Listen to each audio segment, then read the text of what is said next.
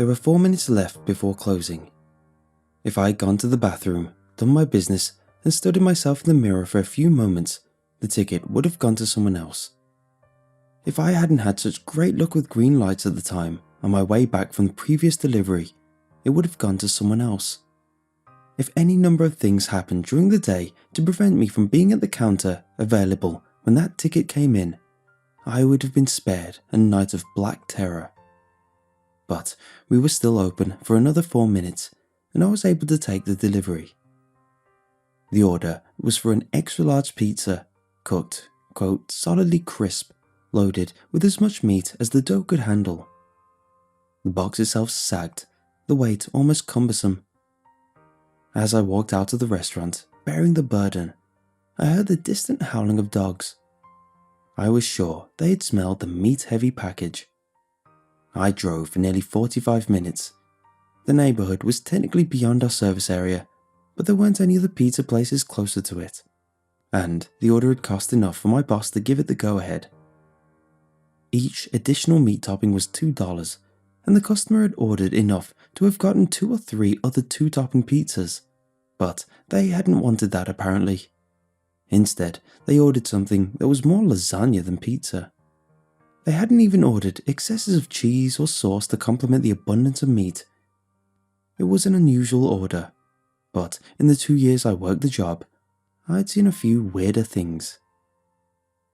Ordinarily, I'd describe the area as simply rural, but as I pulled onto the road that led into the smaller cluster of houses, I found myself applying other descriptive terms to my surroundings. It was less of a neighbourhood and more of a cluster of houses whose owners seemed to have collectively agreed to distance themselves from a greater populace. Its initial appearance of ruralness was mostly owed to the lack of streetlights bordering the road. I was forced to drive slowly, my high beams on, without any supplemental illumination to assist me in the darkness of the night. The argument against the ruralness, however, was its proximity to a nearby suburban area, about 10 miles back. The houses also resembled those of a residential area, not at all reminiscent of the ranches or humbly built structures you'd expect to find in the deep country, where streetlights and signage are few and far between. It was really as if a few houses had been plucked from suburbia and planted just outside of it. My GPS had no problem finding the place, which further supported the aforementioned theory. I wasn't knowledgeable of the area, but the ease with which the app had found it attested to its more modern categorization. I pulled up to the customer's house, which wasn't much different from the few others on the street.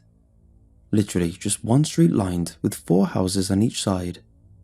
The street went on interminably beyond the houses, though far in the distance I could see what I believed to be a roadside lamppost. Looking around as best as I could in the darkness, I saw nothing that gave the idea that more houses would soon be built. I saw no plots of land, no construction material or vehicles. The area had been claimed by 8 houses and no one else. I left my car, hefting the pizza in my bag as I did so. I was about to head up the paved walkway to the house, which was so ordinarily suburban as to be unremarkable, when I heard a noise from behind me. Turning, I saw a woman dash into the front lawn of a house across the street, clothed in a white t-shirt, panties, and nothing else. Something was splattered across the shirt, and from the way she ran, uncoordinated and panicked, I immediately guessed that it was blood. She didn't seem to notice me, was merely fleeing for her life from whomever had apparently attacked her within the house. She might not have seen me, but she did see my car. I had left it running as I normally do, and before I could even pivot to call out to her, she was inside and speeding away, leaving me stranded. Across the street, the door of the house, which had been left open, was suddenly and loudly shut.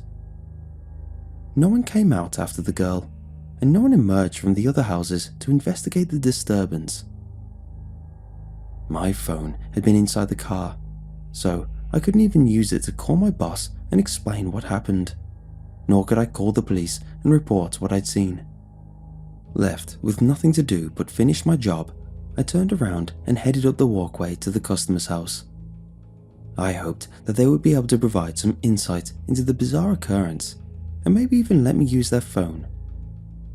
I knocked on the door and it opened a few moments later. There was no one there and the interior of the home was entirely black. I could see nothing beyond the threshold of the door.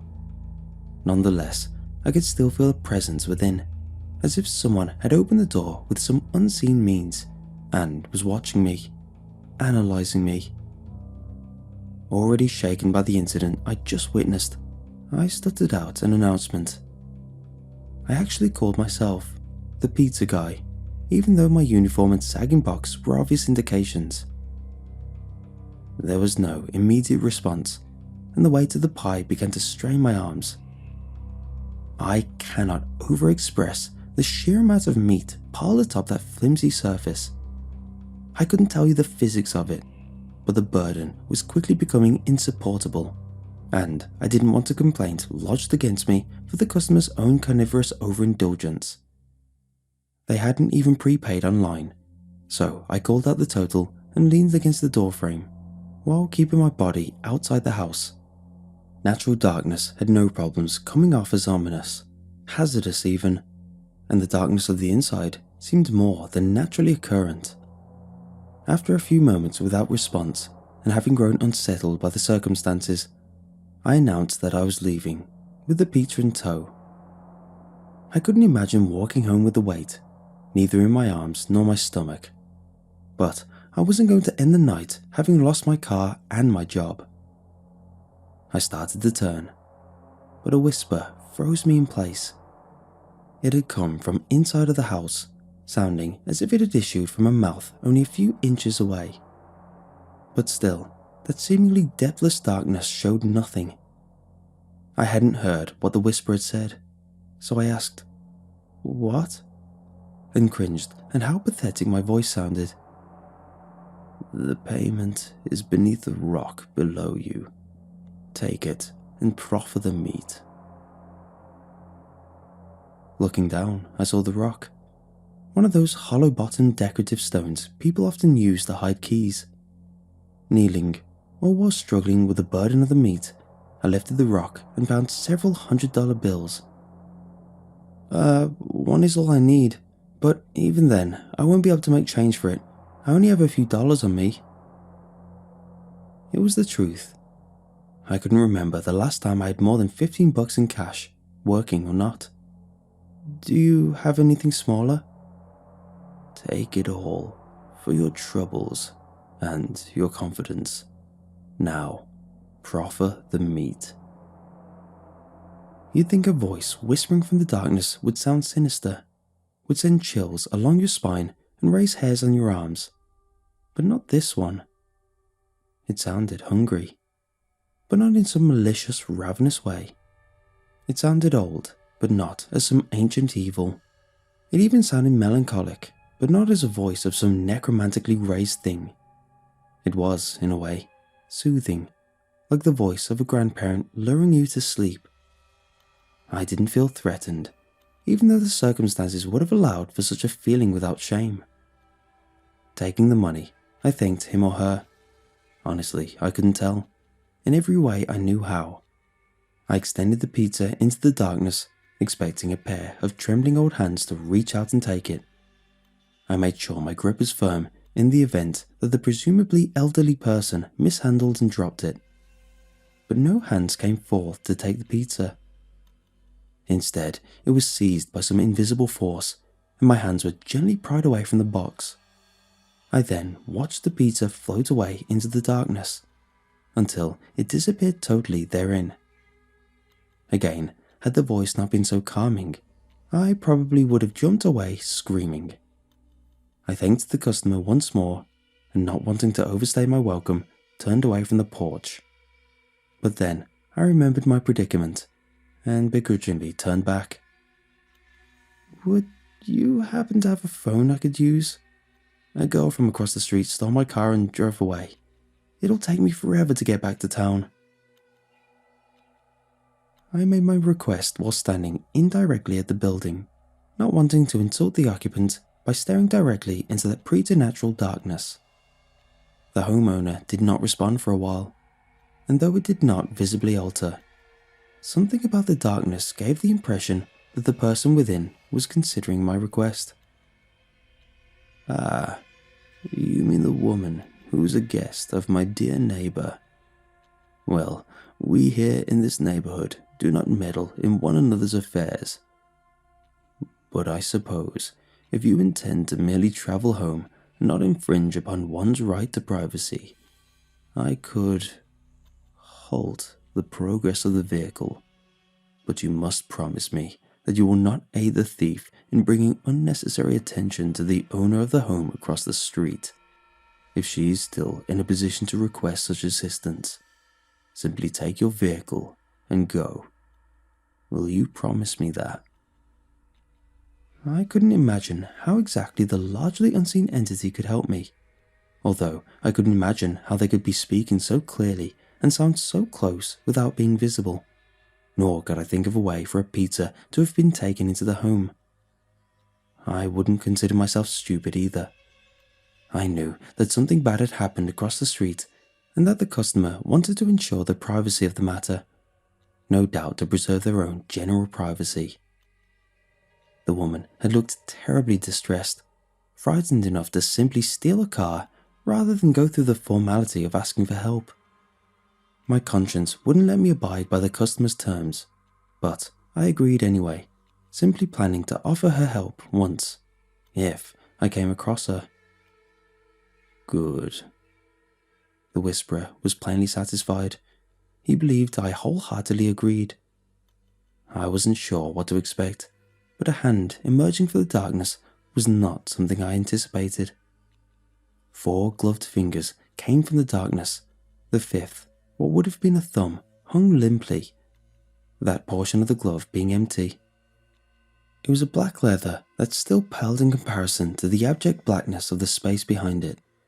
The 4 fingers were directed toward the street beyond, and, after a moment of pause, they closed in on the palm. Had there been a thumb, the hand would have formed into a fist. There were no effects or vibrations or emanations. Nothing was emitted. After lingering for a moment, the fingers curled and the hand was withdrawn from the open space, returned to the darkness. "You will find your vehicle down the road, though it will take a bit of time to come across it. Once there, abide by the terms of our agreement and make your way home." Despite the inexplicable demonstrations up to that point, I was sure that the customer hadn't actually done anything to the car or the woman who had stolen it. I offered up a half-hearted thanks, but before I could turn away, the hand re-emerged, this time carrying another bundle of hundreds. "Again, for your confidence." I accepted the money and added it to the other clump, making my pocket bulge. I figured I could at least use it to hitch a ride home. I thanked the occupant again, then left the property. I took only a brief glance at the house across the street, the one from which the girl had escaped. There was nothing revealing about its exterior, but it did give off a vague, repellent atmosphere. I continued on, passing by those other houses on that weirdly isolated street. Each seemed perfectly normal on the outside, and yet each had about it an atmosphere of gloom, ominousness, or some other forbidding yet unplaceable quality. My walk beyond that street lasted for an hour before I came across my car. I found it parked just off the road, the front nestled in a small ditch. The lights were on. It had come to a stop mid-drive. I cautiously approached the driver's side, worried that I'd find the woman in a poor state. And boy did I. What I saw in the driver's seat was horrific. In my years of late-night horror movie marathons, I hadn't seen anything so gruesome, so mortally unsettling. After a considerable amount of time, the initial wave of horror passed, and I tried to piece together what had happened. The car wasn't damaged in any way that I could tell. The engine was still running. Peering beside her body, Trying not to look at the horrible state of her, I saw that there was still plenty of gas in the tank. No lights indicated any issue with the car's operation. The vehicle had simply come to a stop. When I finally accepted the reality of the situation, I knew that I could not report the incident or anything that happened that night to the police. I certainly couldn't tell my boss. As delicately as I could, I removed her body from the car and placed it in the ditch on the road. She had no identification, and due to the condition of her body, I can't provide a description of her face. As I settled into the car, I was reminded of the wad of cash in my pocket. It was preventing the door from closing. I removed it, took a single $100 from the clump, and wrapped the rest in a pair of earphones I had in my glove box, and left it on the road. I couldn't bear have the money any longer. I didn't need payment to keep the secret. Seeing the state of the woman was encouragement enough. Somehow, through some supernatural force, those four gloved fingers had reached across an expanse of miles and crushed the woman's head. Call me a coward or even a conspirator in a murder, but I won't risk the same thing happening to me by babbling about it to the authorities. I've given no specifics as to the location of that street around which the houses of the self-exiled have been erected, and I won't for anything. I drove away, leaving the body and the money behind. Once back at the restaurant, I attributed my prolonged absence to GPS troubles and gave the $100 bill to my boss.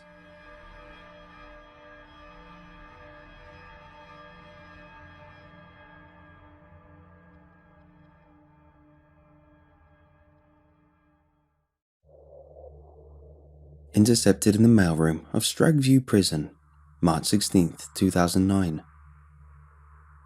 Hey Mary, it's me, Peter. I really hope this gets to you.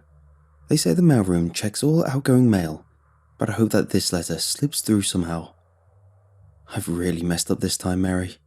Worse than all the other times. I'm sitting in a 10 by 12 concrete box surrounded by other noisy inmates in similar cells, and I've never felt safer in my life. After what happened yesterday, it's a wonder I can feel anything at all. I had to wait a whole day to write this letter to you because my hands wouldn't stop shaking. I'm freaking out, knowing that those things are just beyond the fence, knowing they could come in at any time and have me. I'm rambling. You probably feel pretty lost. Let me start at the beginning. It's been a long 3 years behind the fence. I've been doing okay, trying to make my time matter, but it's hard not to think about what you're missing on the outside. I've been palling around with some guys who are in here for a hell of a lot more than B&E like me, and they had figured out a way to escape. One of them, Marcus Reese, is actually a pretty big-time writer. He says he's written enough novels about crime, punishment, and life in prison. Escaping one should be easy. Clyde, he's our muscle, figured we could make it over the fence if we got enough clothes from the laundry. Booker, who works in laundry, supplied us with the clothes so we could make our escape. We had paid off the white nationalists to start trouble during recreation. It always takes a long time to set these things up in the movies, but you'd be surprised how quickly it all came together. Booker got our laundry bags stuffed with extra clothes.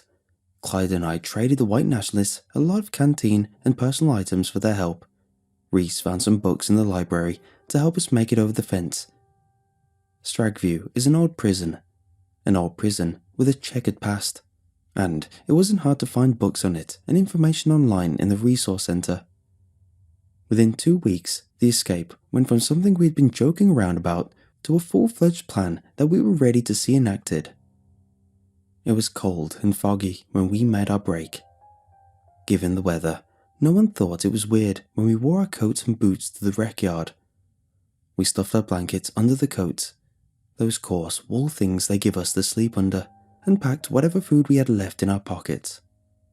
Stragview is surrounded by woods, and we knew we'd be in for a long run if we made it past the perimeter. We each had enough supplies to take us through the night, and when we entered the yard, we were confident that we would make it out. Reese had been talking to the guys on the maintenance crew.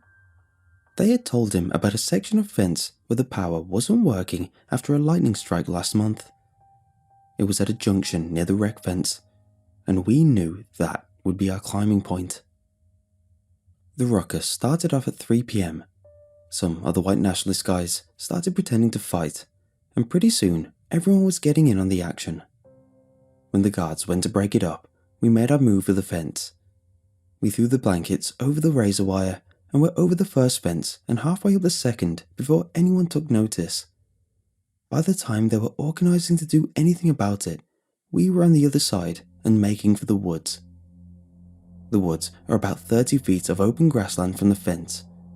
We booked it, hearing the guards shouting behind us, and when a shotgun went off, we all heard Booker fall down screaming. I looked back, seeing him curled up in the grass, and put on an extra burst of speed as our pursuers gained on us. They stopped to secure Booker though, and that was when we made the woods and found safety. We all ran in, not stopping when the trees encircled us. But none of us could have expected what happened next. Nothing. No one came after us. We heard the dogs, and we could see the guards backing away from the woods, but no one seemed to want to come beyond the trees to get us. "Ha! These pussies don't want to come after us. Guess they're afraid of getting lost in the woods," Clyde said. That should have tipped us off right away. We started to move into the woods, the sun setting behind us as we went. The forest seemed to be mostly pines, their needles crunching underfoot as we made our way deeper into the gloom. It didn't register at first, but the deeper we went in, the more I noticed the silence. Clyde was oblivious. The closest he'd ever been to a forest was a park somewhere in the inner city, but I could tell that Marcus was troubled by the silence. Forests aren't loud, but they usually have some noise. Birds, squirrels, the drones of insects, anything to remind you that you were in an active ecosystem. We'd been walking for about 3 hours when I realised something else. We hadn't passed a stream or a river or any kind of water source. I had 2 bottles of water in my coat pocket, and I knew Marcus did too. Clyde had drunk one of his not long after getting started, and if there was no water out here, we could be in for some trouble. The sun was starting to get really low now, and I wondered why we hadn't hit the road yet.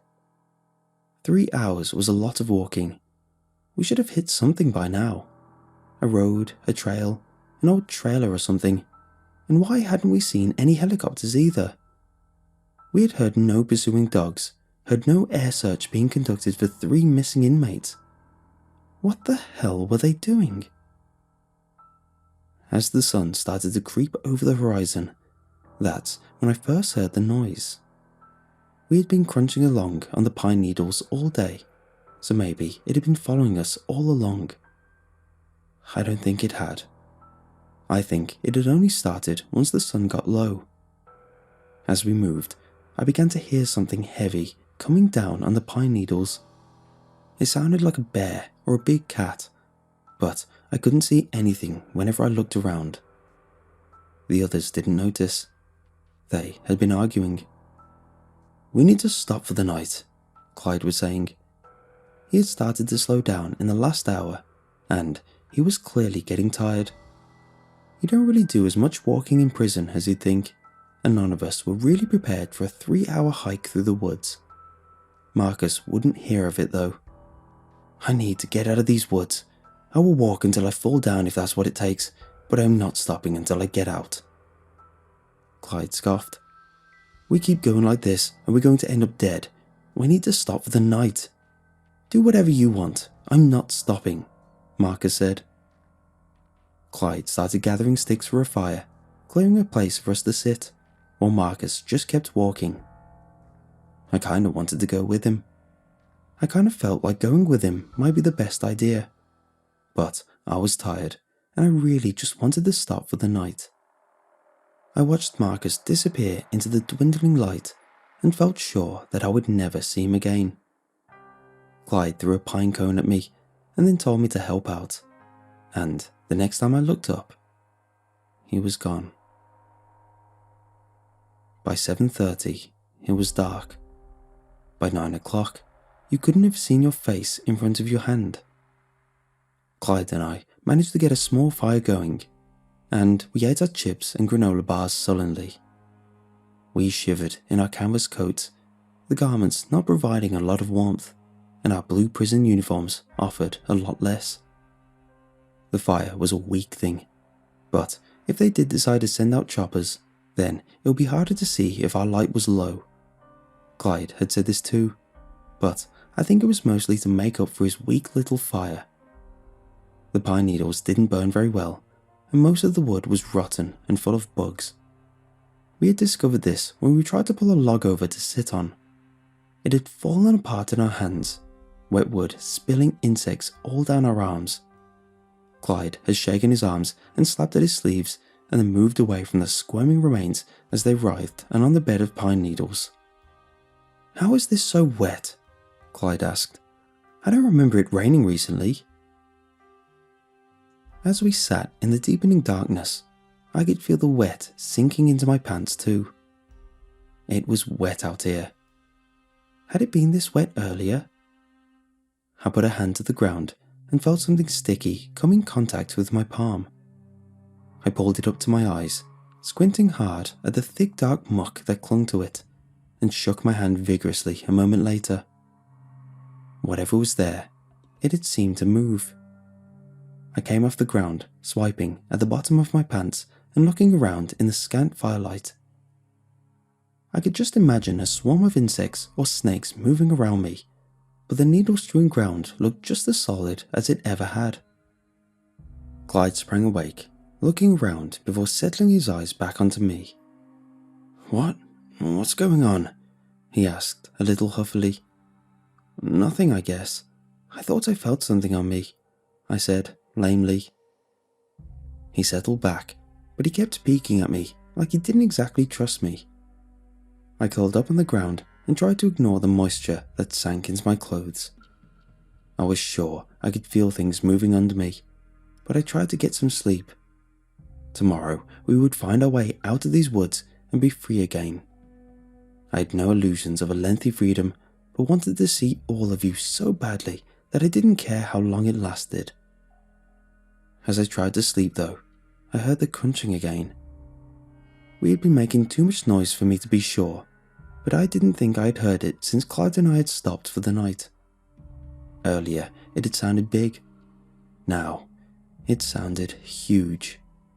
Whatever was attached to that foot sounded like it was big enough to gobble us up in one bite. It crunched again, stalking in with slow deliberation.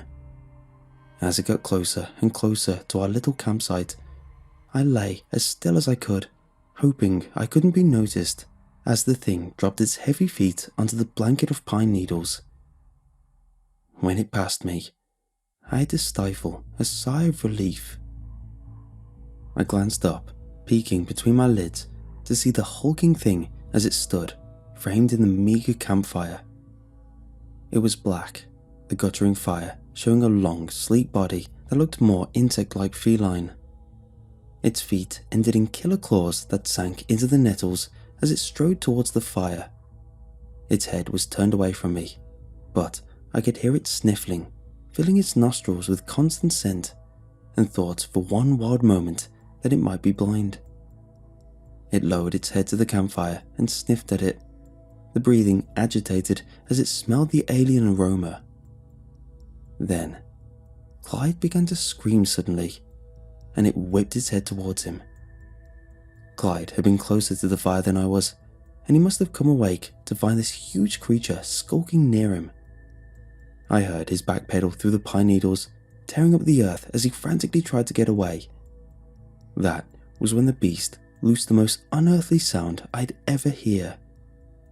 It was high and yowly, like a small animal caught in something, and it stomped out the meager fire as it lunged at him. His screams were muffled as the beast ripped into him, And at that moment, I knew that I was next if I didn't do something pretty damn quick. I lunged up, needles flying as I threw them up behind me, and ran into the dark woods. I was all but blind, the moon providing very little by way of light. I bumped into trees and felt their surfaces try to catch hold of me. The ground itself seemed to drag my boots into it, and I felt the panic racing through me as I raced like my life depended on it. I didn't know where I was going or what I would find when I got there, but I knew it had to be better than this. After a few minutes, I heard something big behind me, pushing me to run faster. Trees seemed to whip out at me in the soupy darkness, and I juked around them without giving it any real thought. I remembered when I was 7. We watched Snow White on the old VHS player. I remembered how the nightmare forest had terrified you almost as much as it had Snow White, and I realized that I was there. I was running through a nightmare, and my only hope was to wake up. I don't know how long I ran. At some point, I could hear the massive beast chasing me through the woods. At another, it sounded as if a whole pack of them were coming after me.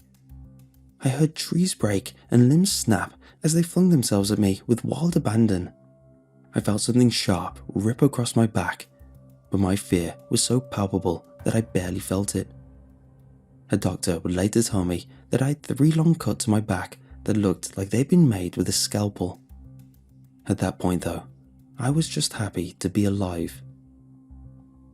I ran for what felt like hours. My legs burned and my chest heaved, but I could still hear the pack behind me. They were close. I wasn't sure how I had outrun them this long when my foot hit a hole and sent me sprawling. I rolled through the raking fingers of trees, and when I came to rest, I was sure I was dead. The pack would be on me, and I would be torn to shreds. I hadn't seen what happened to Clyde, and that was a mercy. The unknown is much less scarier than anticipated. When the blow didn't come though, I looked back through my fingers to see the edge of the woods. I had come to rest in an open area, the night sky strewn out before me, and I was aware of the sound of insects and night birds as they went about their evening. I looked back at the woods, and I could see a small pack of eyeless faces, their heads smooth and bullet-shaped as they gnashed their teeth and slunk back into the woods. My breathing was still heavy, but I flopped back on the grass and laughed despite my terror. I had survived. I was free of the hellscape forest. When the spotlights of Stragview found me, I was almost relieved. I was cuffed and dragged back inside the gates. I didn't resist.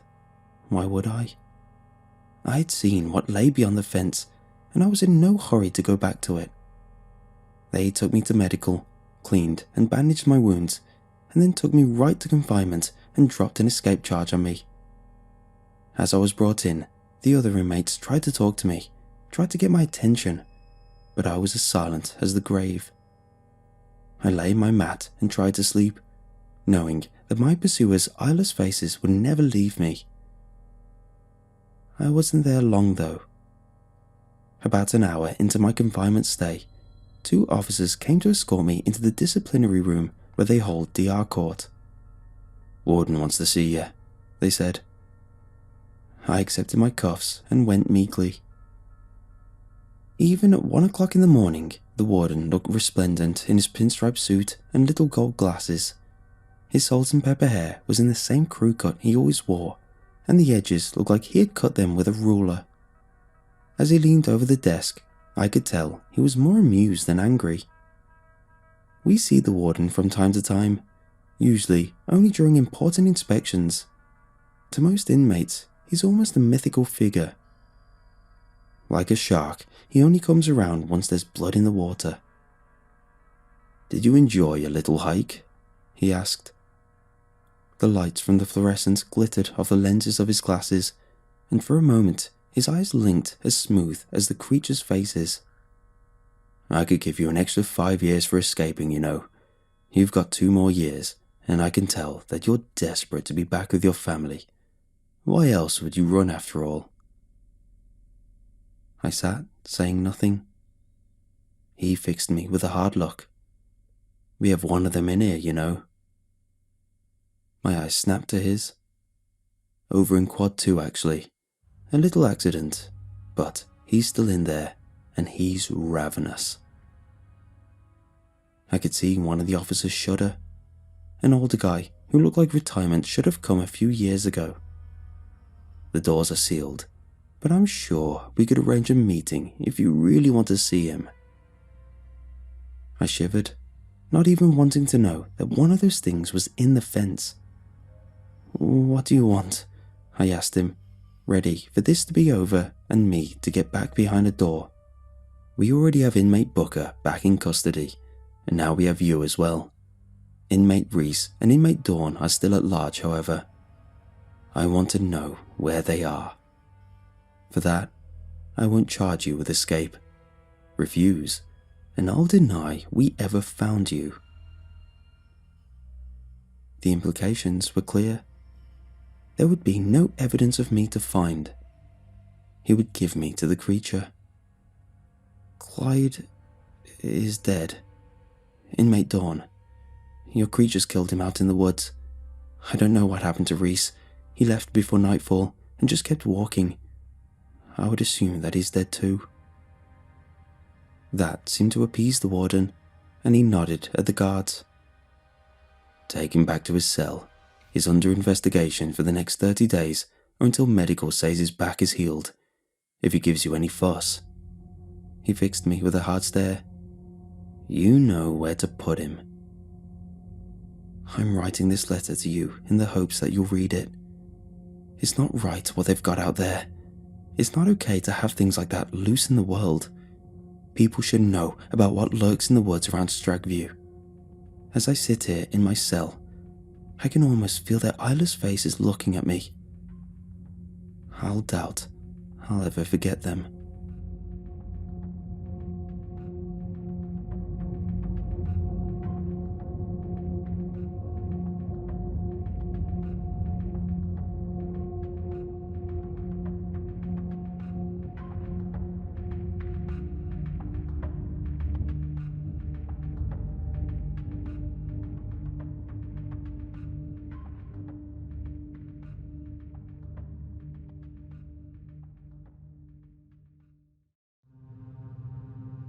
My wife, girlfriend at the time, woke up screaming and thrashing in bed next to me, jolting me from a peaceful slumber.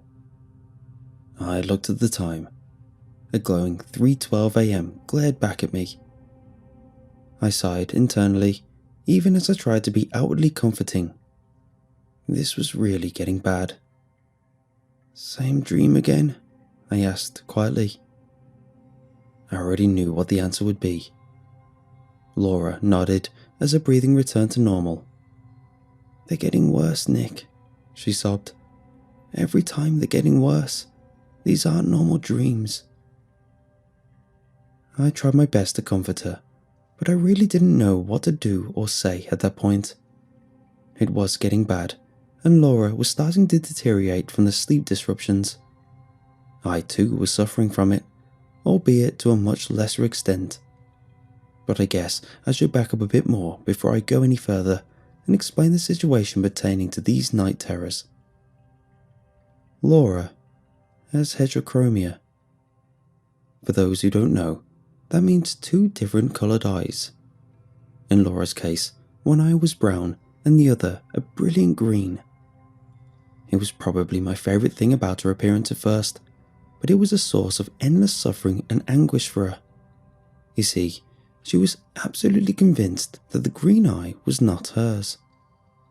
Her dislike for a divergent eye was apparent from the time we first met. I had noticed it almost right away, but had refrained from bringing it up. It was probably the first talking point every guy used to break the ice, and I had wanted to avoid spouting generic talking points just this once. She seemed awesome, and I didn't want to screw this up. Turned out, she was awesome. In fact, she was so awesome and our chemistry so seamless that her eyes didn't come up for much of the night. But inevitably, I said something about it as the night winded down. I thought this would be one of the few times someone didn't bring it up, she sighed as she looked away.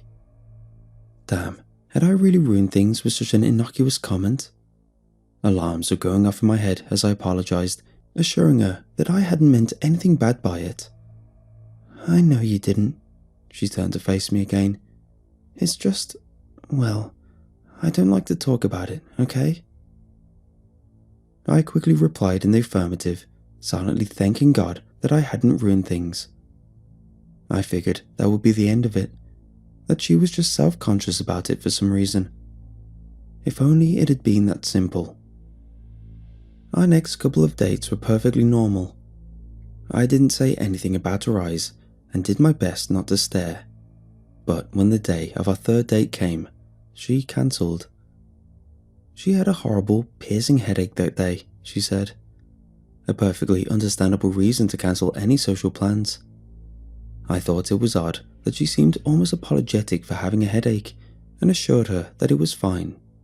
But this was not a singular occurrence. It was a couple of weeks after that, the two of us relaxing in a living room, that another headache struck. She was perfectly fine one moment and hissing in pain and clutching her head the next. Ice pack, please, was all she could muster. She pressed the ice pack against the right side of her face over the top of her green eye. At this point, I wasn't sure if I should stay or go, and I asked.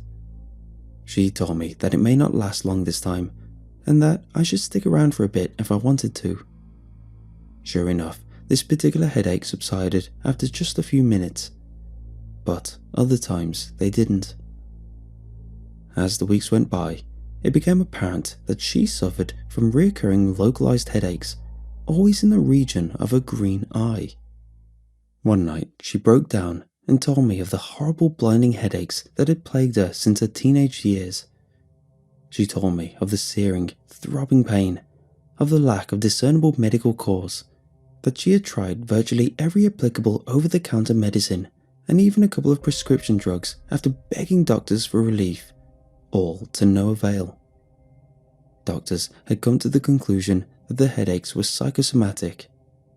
She told me she was at her wit's end, that she couldn't take this pain anymore and that she didn't know what to do.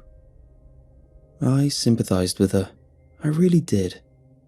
I'd never dealt with recurring headaches or migraines, but as someone who has had TMJ, I knew what it was like to suffer from serious pain that no one took seriously.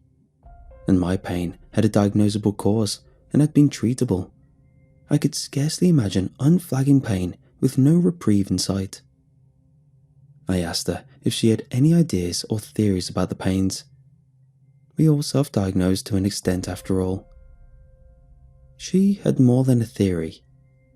She was certain of the root cause. Her green eye. True to her wishes, I hadn't said anything about her eye since that first meeting, but it was her who breached the topic this time. I think she was just happy to have an open ear listening, and we had built quite a rapport by then. She told me everything that night, of the headaches and of the reoccurring dreams. At first just harmless and scenic visions, but now horrible and frightening. I don't like to talk about my heterochromia, she began, and it's not because I'm self-conscious about the look or anything like that, but ever since I was a kid, I've had a persistent feeling that my green eye isn't mine. I didn't want to be skeptical or an asshole as she opened up about her problems, but my quizzical look betrayed my reaction anyway. It sounds weird, I know, but you haven't had the visions and dreams I've had, Laura continued. I asked if she thought the dreams were connected to the headaches. I'm sure of it, Laura nodded. They happen close together usually. She had my attention and she continued. When I was a kid, I had initially benign dreams of walking in the forest. When I had those dreams, my good eye was closed. I would only ever, and still do only, see with my green eye during these dreams. There has to be a connection.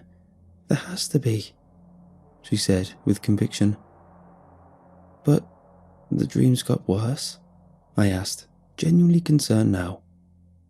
At this point, I still thought there was a plausible explanation for this condition, but I was nevertheless concerned. Yes, much worse. Eventually, I made it further and further to the forest. By the time I was in high school, I could hear furious buzzing emanating from deep within the woods, but I would always wake up before I found the source. Not long after the buzzing became a part of the dreams, the headache started. They too have gotten worse with time. At this point, I had nothing to say, but was fully captivated. She continued. As inevitable as that was, it's gotten remarkably worse over time. I still haven't found the source of the buzzing, but I've been getting very close lately. I can sense it, but as I get closer to the source, the headaches get worse. But that's no longer the worst part. The buzzing isn't the only sound anymore.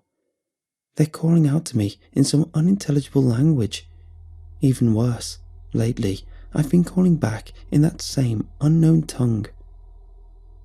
Do you know what you're hearing or saying in the dreams? I was getting really alarmed now. Something was very wrong. This was not normal. I was worried for her. Some dormant part of me must, but the active and cognizant part of me has no idea. I don't know if I want to know or need to know. I don't know if the key to beating this is finding the truth behind this all, but I have to try to figure this out. How can we figure this out? I hadn't meant to frame it as our problem. I guess we were closer than I realized. She seemed to briefly smile at that, but kept laser focused on the topic at hand. By going to the forest, she said firmly. I'll admit, I was apprehensive about that. Hell, how did she even know what this forest was? How uncanny were these dreams and visions? I understand this is a lot to spring on you. You don't have to make a decision right away, but please think about it. I could see a pleading look as she said this last bit. She had put her faith and trust in me. I knew then that I was going to acquiesce to this crazy expedition, but I still needed some time to process everything. But this proposed search was given a giant push closer to actuality that night when we slept together for the first time. Her thrashing and screaming nightmares were obviously highly distressing and almost certainly the reason it took so long for us to share a bed overnight. Something needed to be done to address this, and barring conventional treatment, a harmless trip into the wilderness may be the best course of action. If it truly was all in her head, then maybe this journey would alleviate her condition, a sort of placebo if you will. One night, not long after, when I had come around to the idea and we had yet to make definitive plans for the trip, a drastic call to action was issued in the form of the worst dream yet. "Oh my God, Nick," Laura said through tears. "I remember what they were saying this time. It's getting so much worse. We have to go as soon as we can." I wearily nodded my assent and gingerly asked what they were saying. "Join us," Laura said fearfully. "They were telling me to join them." We wasted little time making haste for the trip after that nightmare. It was fortunate we both had flexible work schedules. We were able to pack up some camping and backpacking gear and head out the very next week. I thought a forest would be an awfully scant hint to pursue, but evidently it wasn't. With certainty that unsettles me to this day, Laura provided flawless directions without hesitation. Before I knew it, we had arrived at a dense state forest 2 states over. "How did you—" I started to ask, more than a little unnerved by this point. "I just know, okay?" I decided not to push the issue any further. This was probably even more distressing for her than me. Besides, I had nothing to fear. At this point, I believed it was all in her head, and that nothing more than a peaceful and scenic camping trip awaited. Once again, Laura took the lead. She walked with an uncanny clairvoyance that could have only been gained from repeated excursions into these woods. I had to admit, it was getting harder to maintain my skepticism. As we walked, Laura pointed out trees, trails, and landmarks that she had seen in her dreams. With unfailing and unnerving direction, we covered several miles before finally stopping for the night. After setting up camp, we both collapsed in the tent in a state of exhaustion. I had planned to sit outside for a bit and enjoy the sounds of night, but I no longer had it in me. Instead, I drifted off into a sound sleep. At least, until I was disturbed by sounds. Somewhere deeper in the woods, a buzzing sound was permeating through the air. Damn, maybe these dreams were more than just dreams after all. As I started to get used to the buzzing, I made a horrifying discovery.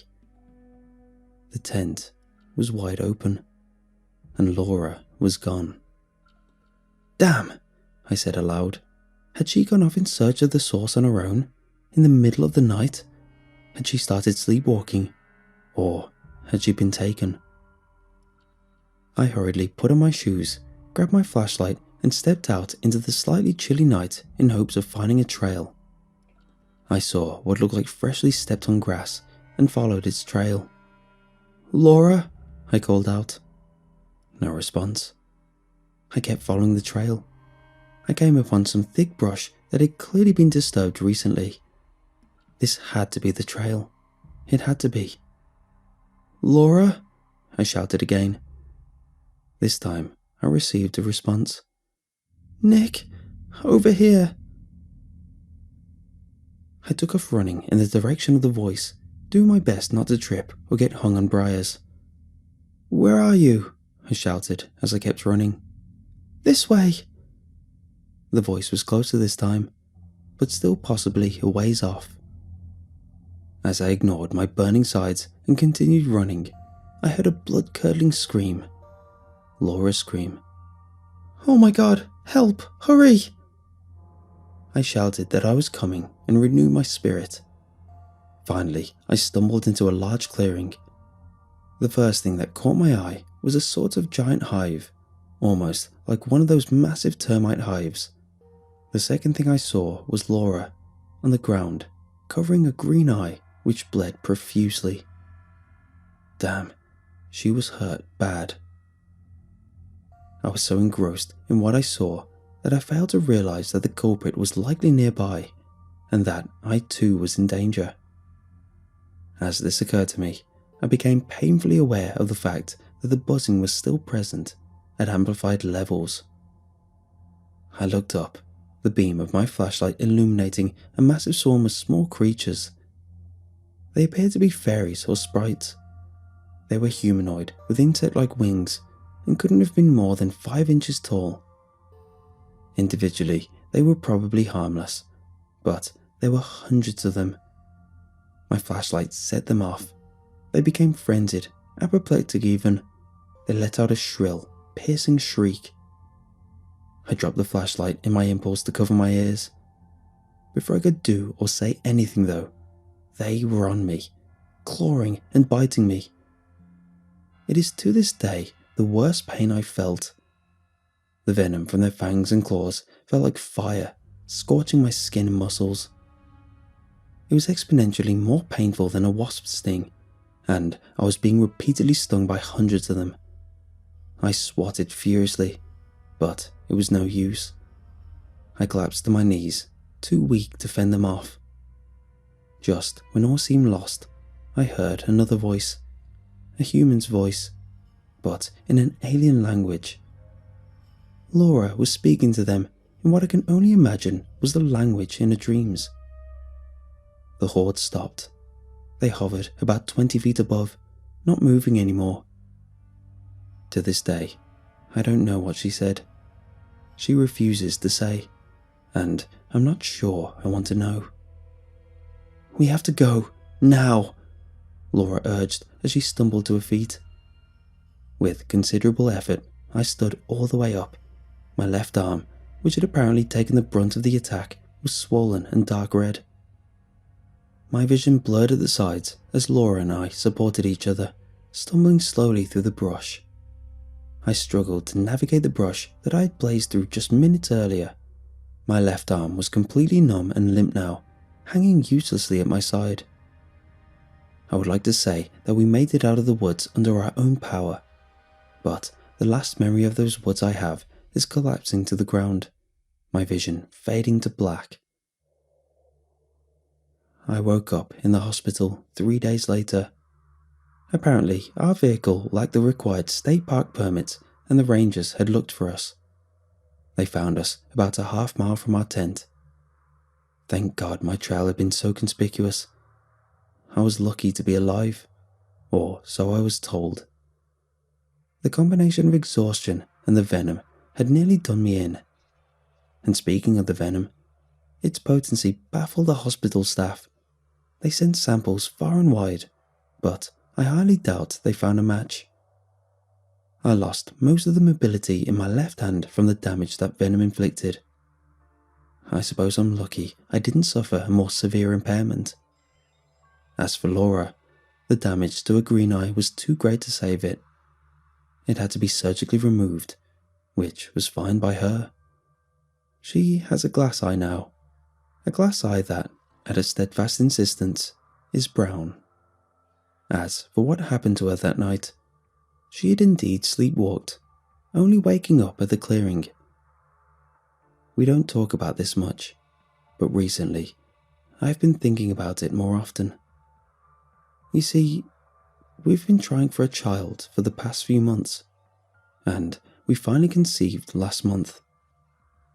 I pray to God that both our children's eyes are the same colour.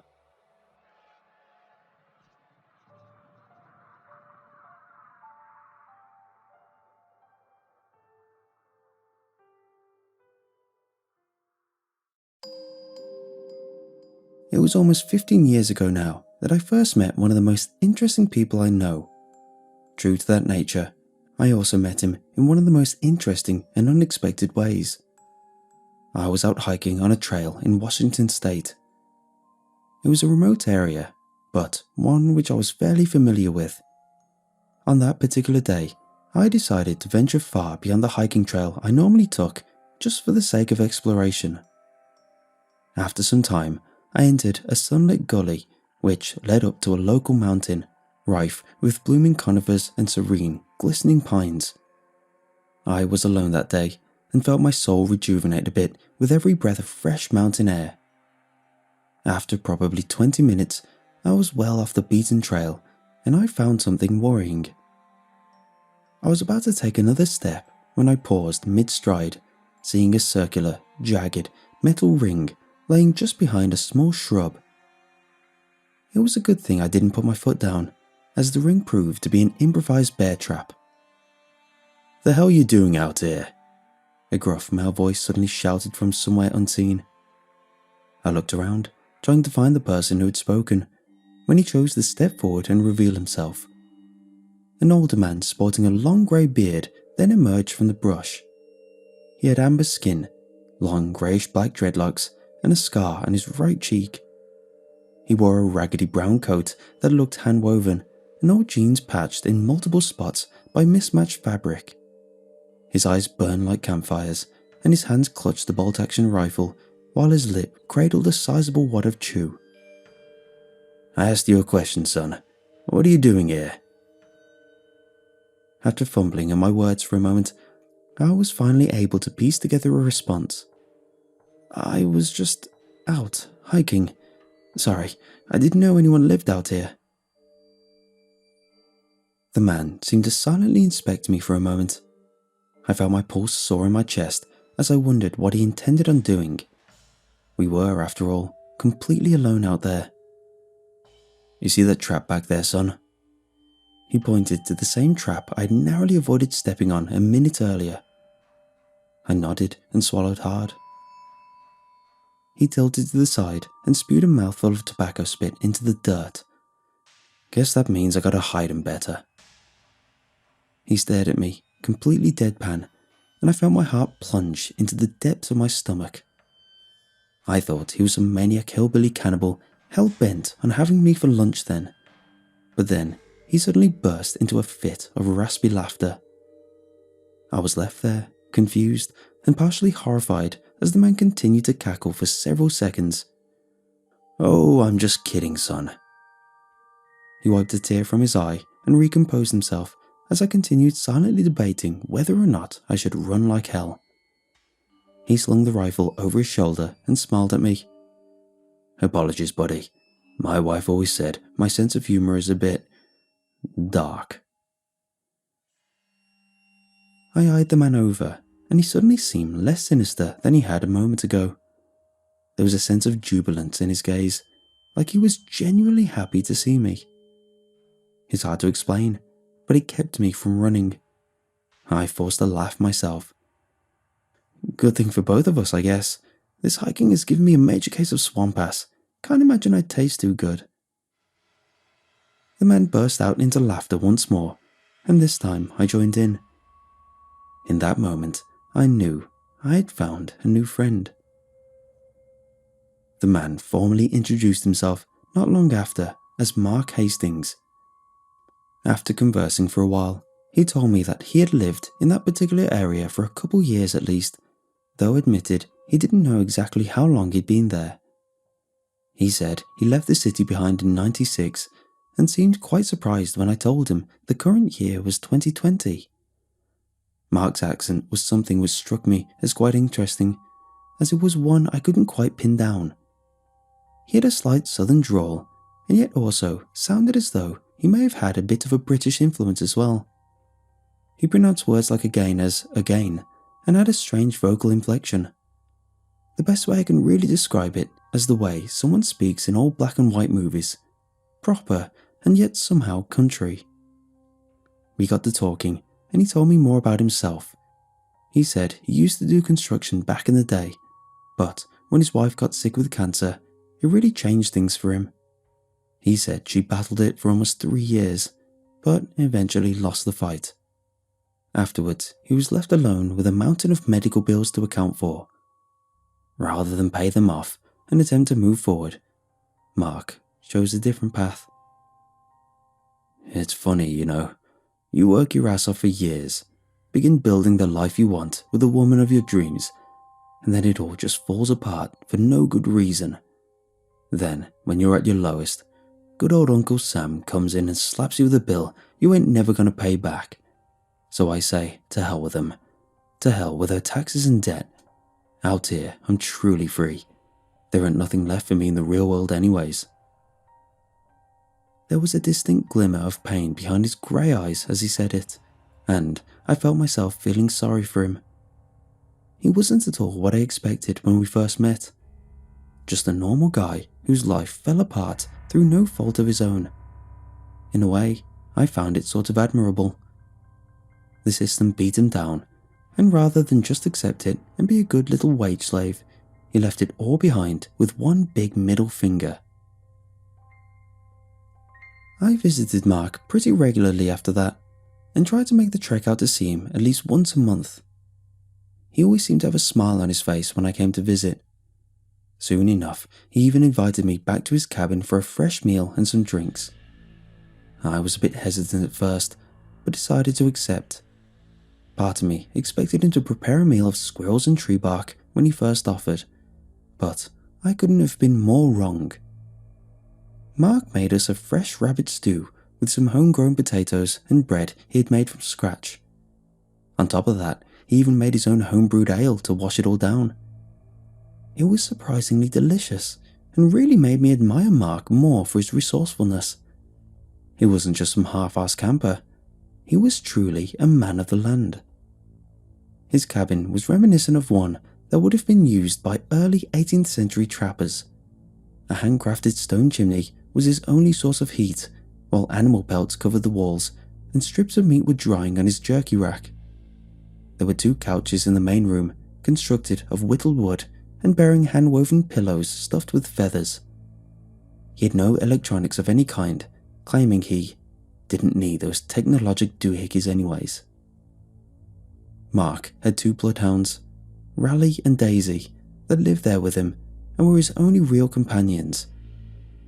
I eventually asked if he ever missed civilization or got lonely out there, but he immediately refuted the question.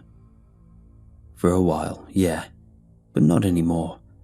It's easy to forget about society when society already forgot about you.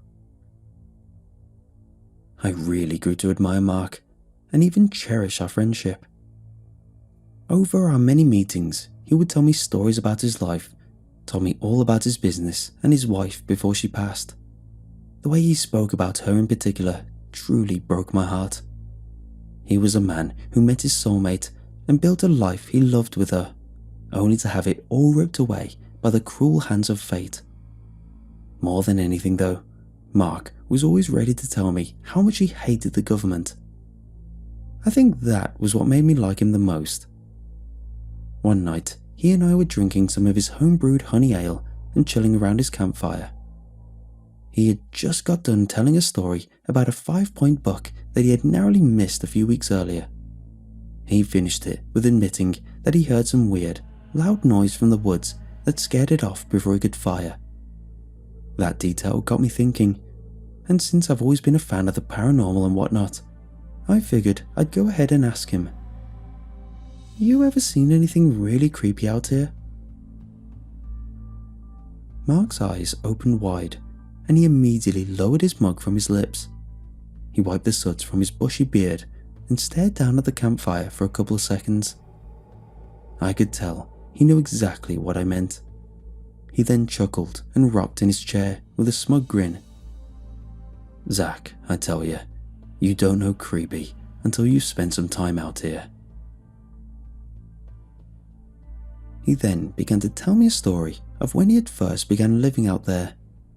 He said it took him close to a year to finally assemble his cabin, at least partially. During that time, he and his dogs were living in a simple tent. Mark said that a couple weeks after living there, he said he started noticing something odd. Every once in a while, he'd wake up to find mutilated animals just outside the perimeter of his camp. Usually, it was just small creatures like rabbits, birds and squirrels, but it didn't stay that way. Over time, Mark began finding more and more corpses left at his camp. He thought it was the work of a puma at first, despite the fact that the corpses seemed to retain most of the meat. He quickly rethought that though, when he found an actual puma corpse one morning. He said most of the animals had slash marks along their sides and necks, and many had been disemboweled.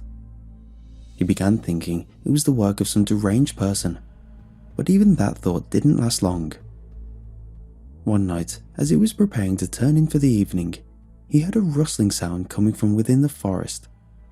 He dug down underneath some timber in hopes of catching a glimpse of the culprit. Both of his dogs were already chained up for the night, so he knew it couldn't be one of them. A figure then emerged deeper in the woods. Mark said he didn't see the entire thing, but he could tell it was bipedal and scrawny. I asked if it could have been a bear with mange, but Mark claimed it was way too skinny for that. He said he'd seen sick bears before, and they looked and moved nothing like that thing. Mark initially planned on trying to shoot it, but after seeing that, he admitted he didn't think that would have been a good idea. The creature dropped something on the perimeter, which Mark discovered the following morning was the corpse of a raccoon. The thing's head then tilted and appeared to stare directly towards Mark. They just stared there in silence for several seconds until the dogs began snarling voraciously from inside the tent. They must have caught its scent, and the thing suddenly crouched on all fours and dashed off back into the woods as the dogs went ballistic. Mark didn't know what he had seen that night, and apparently never saw it again. To me, it sounded like a Wendigo or skinwalker based on his description. I told him that, but he had no idea what those things were. He seemed to think the thing was actually leaving him gifts, but I wasn't so sure about that. I asked him about the typical creatures as seen in creepypasta and television lore. I mentioned the Wendigo, Skinwalker, Slenderman, the Rake, Siren Head, and some of the well-known others, but Mark didn't seem to know anything about any of them. He did, however, know about something called the Whistler. Apparently, ever since he had been out there, he heard an odd whistling sound on occasion. It started off as little more than a dull, barely audible noise in the distance. He said at times it would come closer, and at others it seemed like it was further away. Mark thought it was a bird for the longest time, but one night he found the truth. He was chopping wood when suddenly the whistling noise emerged. This time it was different, and this time it was closer than ever before. Suddenly there was a rustling noise from behind him. Mark spun back, but only saw a few branches bristling back and forth. He then heard the whistle again, louder than ever before. He looked up, and there it was. About 20 feet up in a large oak tree was some kind of figure. Mark described it as kind of human with a head that looked like some screwed up eel.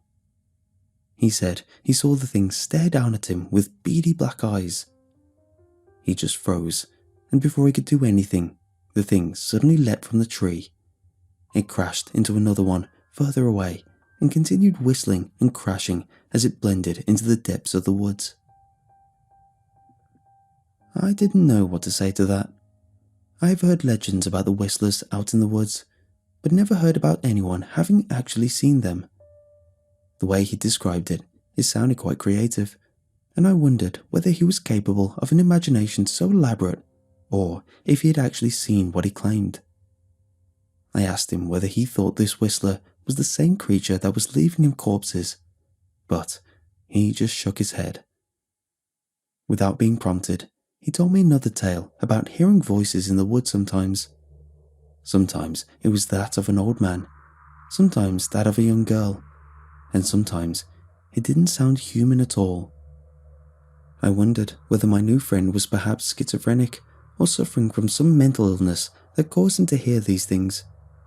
I obviously didn't tell him that, but his claims had to be met with some amount of skepticism. What do you think it was? Mark leaned back and his head swiveled on his shoulders. No clue, son, and part of me hopes I'll never find out. He went on to explain that he continued hearing voices on occasion, but never saw who or what was making them. He seemed to think all the voices were coming from the same entity though. Without being prompted, he took the conversation in an entirely new, accusatory direction. It's the goddamn government, Zach, messing with things they got no business messing with. He then delved into a conspiratorial rant about how the government, and specifically the guys in black trucks, that were up to some really shady antics. He said that they knew about the gates in the forest and had been actively trying to open them. He didn't elaborate on what exactly he meant by that. You see them out here? You know, government, CIA. Mark looked confused. CIA? He asked. It was my turn to look confused then. Yeah, Central Intelligence Agency. You know, Men in Black, MK Ultra and whatnot. Mark still appeared slightly puzzled. I didn't understand how a guy like him, who hated the government to such an extreme degree, had apparently never heard of the mother of all conspiracy agencies like the CIA. He then seemed to have an epiphany, and his eyes lit up in recognition. Oh yeah, I forgot all about them. He then laughed and shook his head as he downed another swig of ale. My memory ain't what it used to be, I'm afraid. Goddamn, how could I forget them? Well, in my defense, they don't carry no badges out here, and their vehicles don't exactly advertise who they work for. He paused and rubbed the back of his neck. But you've seen them out here? Mark met my eyes and nodded. Oh yeah. Mark told me that one time he had been tracking an elk through the woods in late autumn. He followed the trail for a few miles when he suddenly heard a noise coming from a grove up ahead. It sounded nothing like a bear though, and more like several people arguing. Mark crept slowly forward, taking care not to disturb the foliage and remain out of sight. After a couple seconds, he saw the outline of several people emerge in the grove. One man was on his knees in the center, while 4 men in black suits surrounded him. The man on his knees had open wounds and bruises upon his face, and his clothing was torn and tattered. He was begging for the others' mercy, but they didn't appear to be the forgiving type. 2 of the men were speaking quietly to one another, while the other 2 stood watch over their apparent captive. The man on his knees was dressed in white, with Mark describing his clothes as looking like a surgeon's uniform, or maybe the attire of someone from an insane asylum. He listened, but couldn't make out what the 2 other men were talking about, but they were clearly arguing. The man on his knees appeared to be weeping softly. Mark said he didn't know what to do, and before he could do anything, one of the 2 men who had previously been arguing stepped away. Without a word, the man stepped behind the captive, lifted a pistol to the back of the man in white's head, and pulled the trigger. Mark described seeing a splash of red, but said the weapon made a lot less noise than he thought it would. The man in white went limp and fell face first into the dirt. "Oh my God," I said, mouth falling agape as Mark concluded his story. I eyed him closely, but didn't see any aura of boasting in his eyes. They didn't twinkle like that of a man who tried telling a fabricated story to simply amaze or impress an audience. He didn't meet my gaze at all, as a matter of fact. He just clasped his hands in front of his mouth and stared into the campfire with a somber gaze. It was clear to me that he was either an accomplished actor or what he had witnessed truly haunted him. "Poor boy, couldn't have been much older than you. I wish I would have done something, but I just ran." He shook his head and his eyes seemed to glaze over. I just stayed quiet, as there was nothing I could think to say. After a couple moments of lingering silence, Mark finally spoke again. "Zach, I gotta tell you a secret." He looked me in the eye, and I gulped down the lump in my throat. "I don't particularly care for the government." I chuckled and Mark let out a small laugh. "I think you've mentioned that once or twice," I replied with a laugh. "Yeah, I suppose I have, but it's not just because the IRS is after my ass. It's because of the things like what I saw that day. It's because government corrupts by its very nature. It takes what it wants and destroys those who oppose it. Ain't no justice, no considerations, and nothing you can do about it.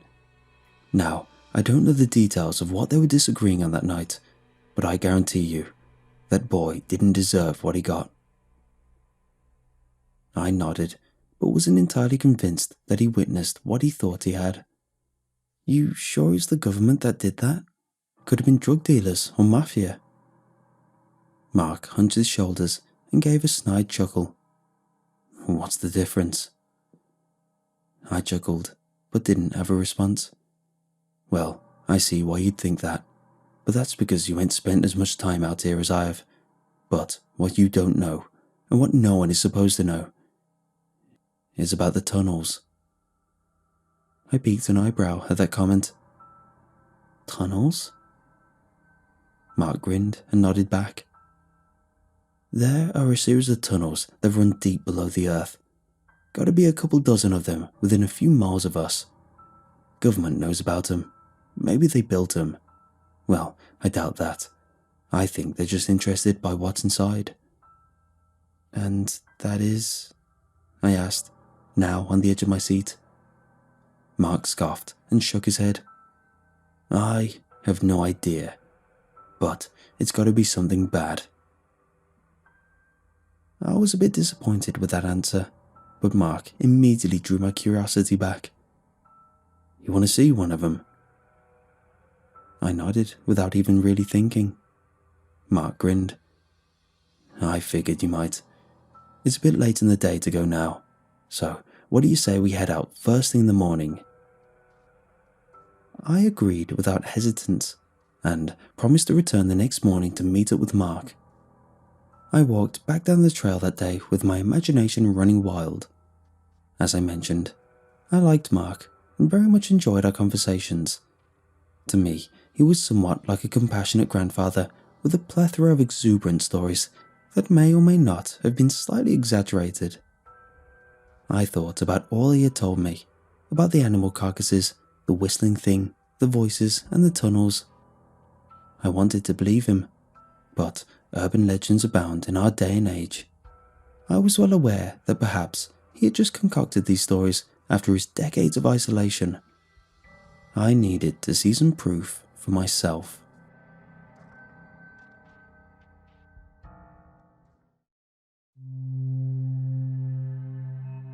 Dew glistened on the leaves, illuminated by the crimson sun rising over the hills as I set off the next morning. It was a bit chilly as I walked, but thoughts of the unknown kept me warm as I walked.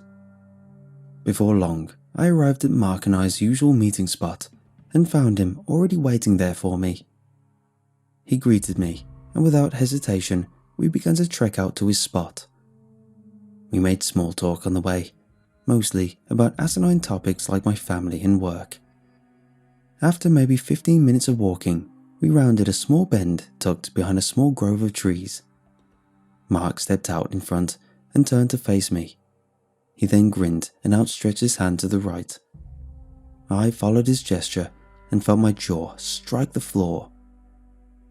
There was an opening on the side of the hill that was lined with smooth stone and brick. It was quite enormous, with the perimeter having to have been at least 15 feet wide. The opening appeared collapsed and the entrance was filled with rubble and dirt, looking as though someone had intentionally yet clumsily sealed it. "This is the tunnel?" I asked. Mark nodded. "One of many, but it wasn't sealed up like this last time I was here." "How long ago was that?" Mark shrugged. "Dunno, maybe a year or two." I looked back at the collapsed tunnel. It was clear someone had gone through a great deal of effort to construct it, but the construction didn't look like a mining operation. I'm no expert in mining or anything, but I can't imagine they would spend time laying brick and creating such a wide entrance. Maybe I'm wrong about that, but the more curious fact was why it had been sealed up. I thought maybe it was just vandals, but that explanation somehow didn't satisfy. "What's inside?" I asked. Mark paused for a moment and stared towards the wreckage. He then shook his head and spat into the dirt. "Bad things." I hoped he would elaborate on that, but he didn't. I mean, it'd have to be for someone to seal it up like this, right? That's an impressive hole. Would have taken a great deal of effort. He was right about that, but I still felt there was information he was withholding from me. "You think this is the government's work?" Mark nodded. Not a single doubt in my mind about it. Mark's head then suddenly flicked to the side and he stared out into the trees as if something had alerted him. I watched the colour drain from his cheeks as his mouth pursed open. "We should go. I don't like lingering here for too long." I didn't argue, as clearly something had spooked him. He and I trekked back to his cabin, checking his snares on the way back.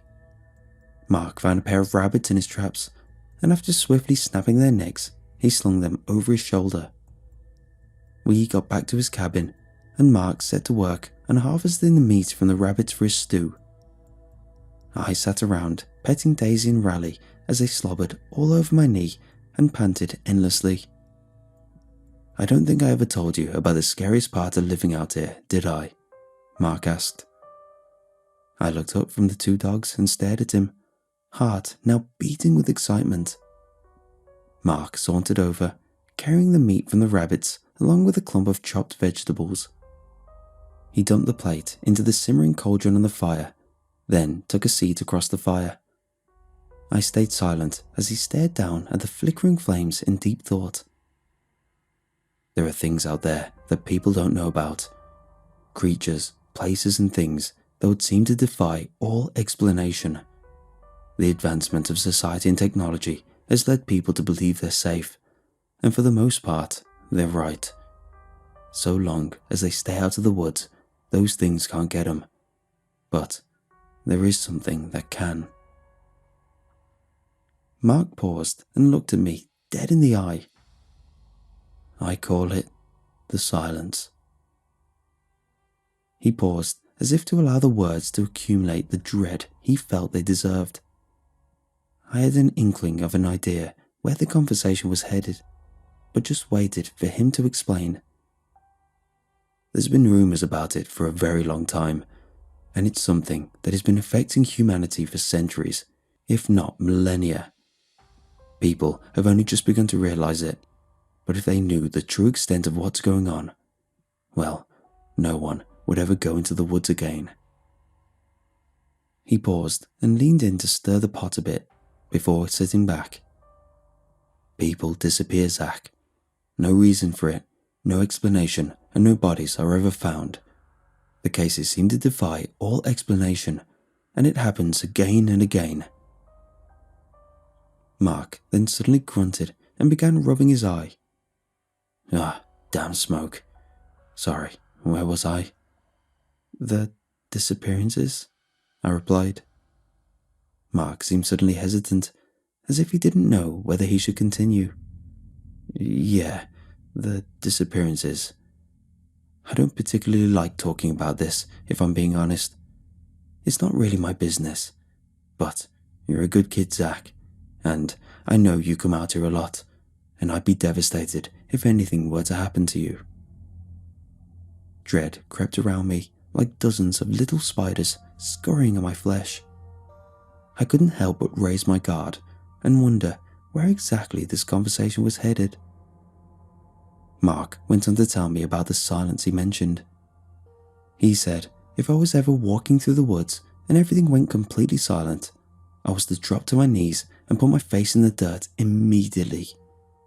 He said to stay still until the sounds returned to normal. And what if the sound doesn't come back? I asked, spine tingling with anxiety. Mark looked me dead in the eye, and his words offered nothing of comfort. Then God help you. He said no more about the subject, and I didn't push him on it. It was clear he really wasn't comfortable discussing it beyond his initial warning. If he had any theories about what was responsible, he didn't voice them. The whole conversation had given me a strong missing 411 vibes, and I wondered whether he was referring to the same phenomenon. Both of us just sort of lingered in silence for a while as the stew finished cooking. A few minutes later, Mark leaned in and scooped 2 servings into a bowl, handing one of them to me. The stew was delicious as usual, and I happily scarfed it down as Mark provided his hounds with their dinner as well, although didn't so much as nibble on his own serving. What do you know about mimics? I don't know why exactly I asked, but the thought had suddenly arisen in my mind. Mark seemed to perk up, but yet stared back with a look of confusion that seemed to contradict his reaction. I'm sorry, what? Mimics, I clarified. Some people call them imposters or liars, things that look and try to act human but aren't. Mark stared back at me, and a small grin slithered onto his face. Now, what would make you ask a question like that? Mark's grin evaporated, and he stared back with something akin to contempt. Truth is, some of the things I'd seen from him made me question who he claimed he was. There was just a subtle wrongness to him in a way I've never felt the words to accurately describe. Just curious, I replied, staring back. Mark chuckled, but without any humour in his tone. Your kind always is. Ever since your brothers took up arms against one another in the War of Grey and Blue, your curiosity has been quite insatiable. You think this land belongs to you, like this country is your own personal proving grounds to pillage and destroy as you please. His form seemed to shift as he spoke, his eyes shrinking in their sockets, and his skin seemed to twitch. His teeth bared like fangs of a cougar, and his long black hair flowing like a clump of wild eels. He leaned forward in a gaze that no longer seemed entirely human. Zack, there are things out here that your world of science and logic will never understand, and these things are better left alone. He and I just stared at one another, and I felt my heart beginning to thump away in my chest. I thought about his words, the War of Grey and Blue. Could he have been referring to the American Civil War? Why reference that event specifically? What year did you say you moved out here? I asked. Mark grinned again, now appearing more menacing than ever before. 96. 1896. I shook my head. I don't understand, I replied, shaking my head. Your kind never does. His voice had suddenly changed, becoming much more high-pitched, like that of a young girl. His head cocked to the side, and his grin grew almost literally ear to ear as his mouth stretched impossibly wide. Your kind has conquered this world. Both beast and nature bow at your might. You live in comfort, convinced that there is nothing that can hurt you anymore. His voice had changed again, sounding like a raspy Scottish man with rolled R's. But you're wrong. His voice had changed again, like that of a young, rebellious boy resisting his parents' wishes in a juvenile defiance. Mark then stood, and his form extended, making him tower over me and the campsite. Even Daisy and Riley started altering their form, like they were also simply hiding their true form. I rose and backed away, no longer seeing Mark as the friendly hermit I had thought him to be. I thought that moment would be my end, and that the beast which hid itself in the form of Mark was prepared to devour me whole. Before he did, I had one final question to ask. What are you? Mark chuckled, his form continuing to grow apparently inhuman. He then shook his monstrous head. Wrong question. His voice bellowed forth, spoken in the chorus of 1,000 voices, all in unison. I took another step back, wondering what it could have meant by that. It then struck me. What do you want? The thing I had once known as Mark stared down at me to an entirely inhuman gaze. To watch and protect. We stared at one another, and I attempted to understand what was happening. After all he had told me, and his time devoted to actually speaking with me, part of me almost wanted to believe his words were meant to reassure me, like he was conveying that it was me, or generally humanity as a whole, he wished to protect. After ruminating on it for a while though, I don't think that's the case anymore. Why are you telling me all this? The thing I'd once known as Mark grinned, as if that was the question he was waiting to hear. So that you can tell the world. And so I have. I left Mark and that trail behind, and I have not been back since. That's why I'm here now, to tell the world, as the thing I once knew as Mark instructed me to. I don't even know why or what exactly I'm supposed to be telling. Maybe that Mark is not human, and that there are things in the woods that will never be fully understood. Or maybe that he is watching, and that something is giving him a great deal of power for some reason. I wish I had more answers, but I had to share this, regardless of whether anyone will believe it. And, needless to say, I don't think I'll be visiting Mark anytime soon.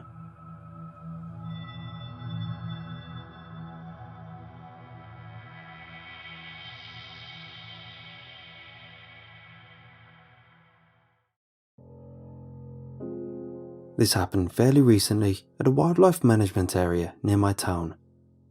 I won't reveal its exact location, but it's in a densely wooded region near the Connecticut-Rhode Island border. A favourite spot of me and my friends was a lake in the centre of the WMA we called the Hole, because of its purported deepness. There was a small cluster of picnic tables on the lake's far side, where we'd party at night when it was warm outside.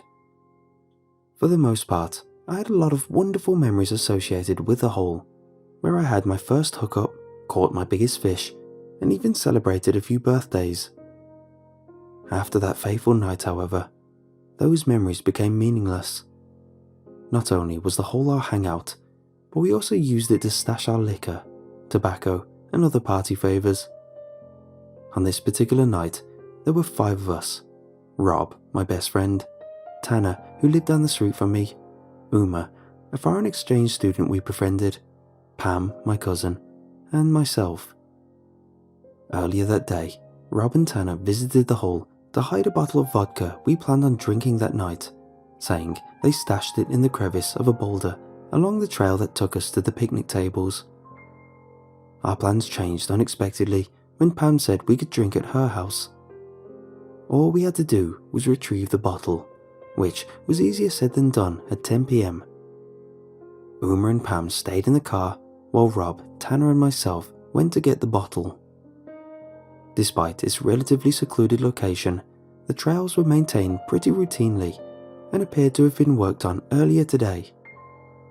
About 15 minutes of walking, we approached the trail's first junction, which either took you around the lake or deeper into the woods. "This doesn't feel right," Tanner exclaimed as we came to a halt. "We didn't come this far. Did we pass it?" Rob and I exchanged glances with mixed expressions of bewilderment and frustration before he replied, "No, Tanner, we've used that boulder to hide stuff multiple times before. How do you not know where it is by now?" Rob replied in a tone that sounded like he was asking a question. "You were even the one who picked the damn spot." Tanner shrugged. "Everything just looks different at night, I guess." Rob grumbled something before we resumed walking. I couldn't quite hear what he said, but it seemed to anger Tanner. They'd been edgy towards each other all night, so I assumed they had a previous argument they hadn't settled. I'm sure the night's hot, humid conditions also didn't necessarily help lighten the mood. "Let's just find it and get back," I added, trying to keep the peace, since Rob and Tanner were susceptible to butting heads. "We've only been out here 15 minutes and I'm already matted with sweat." We walked in silence for another couple of minutes until something caught Tanner's attention. "Look at this," Tanner said, briefly stepping out of our headlamp's light and re-emerging from the darkness brandishing a small orange chainsaw. "Why would you leave something like this just chilling along the trail?" "Probably because they're coming back tomorrow to finish whatever they're working on," Rob said quickly, wincing when Tanner started aimlessly waving the chainsaw in the air. "Just put it down, dude. You're wasting time." Tanner scoffed at Rob's comment and resumed walking. "Nobody's gonna mess with us if we got one of these," Tanner said, part joking and part serious. "Do you even know how to use it?" Rob asked condescendingly, as him and I struggled to keep up with Tanner, who was lavishing over the newfound sense of invincibility he seemingly acquired from discovering the chainsaw. Tanner didn't respond and did a slow 360-degree spin as he stuck the chainsaw out and lazily swung it horizontally. "You're gonna kill someone," Rob barked, stopping dead in his tracks during Tanner's graceful chainsaw spin, despite being well over 20 paces from where he stood. I could hear Rob mumble something like, "It's always something with him," or "He always has to find something to sidetrack us," but didn't say anything, knowing how arguing was a huge component of Rob and Tanner's volatile friendship. Tanner was definitely the most immature out of us, whereas Rob was very subtle yet temperamental. I hoped retrieving the bottle would be simple and seamless, so we could get back to the car out of this sticky, heavy humidity without Rob and Tanner engaging in another round of arguments. Rob and Tanner had mixed reactions when we reached the boulder where the vodka was supposedly stored. Tanner stopped rather abruptly, while Rob continued walking toward the boulder. "This doesn't feel right," Tanner said as he surveyed our surroundings. "I really don't think this was the one we left it in, bro." Tanner and I watched Rob encircle the boulder before stepping up and inspecting a side that was obstructed from my view. Rob adjusted his headlamp a few times, shifting his stance and arms for nearly 2 minutes before he finally stepped back and turned towards us. "It's not here," Rob said flatly. "I told you," Tanner snapped back, dropping the chainsaw, whose clank echoed throughout the forest. "We hid the bottle together," Rob barked, anger and frustration growing in each of his words as he turned to face Tanner. "If that's where we hid it, why isn't it there anymore?" Tanner quickly asked. "I don't know, maybe someone took it," Rob replied while he started walking toward Tanner. "Or maybe because that's not where we left it. How do you not even remember? Are you really that dumb? Is your brain really that fried from the barrage of stuff you smoke, snort or pop?" That was the last line I heard before zoning the two out while they bickered. I walked over to the boulder and inspected it myself, carefully walking around it before beginning to thoroughly inspect the crevice where Rob claimed to have stashed the bottle. There was indeed nothing inside as Rob claimed. I didn't doubt Rob's story, figuring Tanner must have been too stoned to notice at the time, and some other kids took it for themselves. We weren't the only ones who hung out here, and have previously come across other kids' stashes in the hiding spots we used. I was annoyed upon realizing we didn't have anything to drink tonight, and dreaded how the girls would react upon learning the news. My train of thought was disrupted by Rob uttering something in a screeching shriek, to which Tanner responded with his own banshee-like screams. I ran over and separated them, unable to quite precisely decipher what they were fighting about, since they were shouting over each other. While I didn't know what escalated their argument, I could tell looking at their faces they were both seething. Upon separating them, I had to push against Rob, who still tried coming at Tanner, who started stomping back down the path. The last thing I heard Tanner say was a "screw you both," before a quick scraping and metallic thump broke out, followed by Tanner's gasp getting cut short by a squishy, crunching thump. I felt Rob's body stiffen as he stopped trying to force himself forward. Leaning back, the fiery anger in Rob's eyes was now replaced by shock and sheer terror, his trembling jaw hanging open as the expression on his face seemed frozen in disbelief from whatever he stared at over my shoulder. When I looked behind me, my headlamp light shone on Tanner lying face down on the ground, his twitching limbs sprawled out in different directions. A reddish-beige tip protruded from the back of Tanner's head, around which I quickly noticed a pool of blood was forming.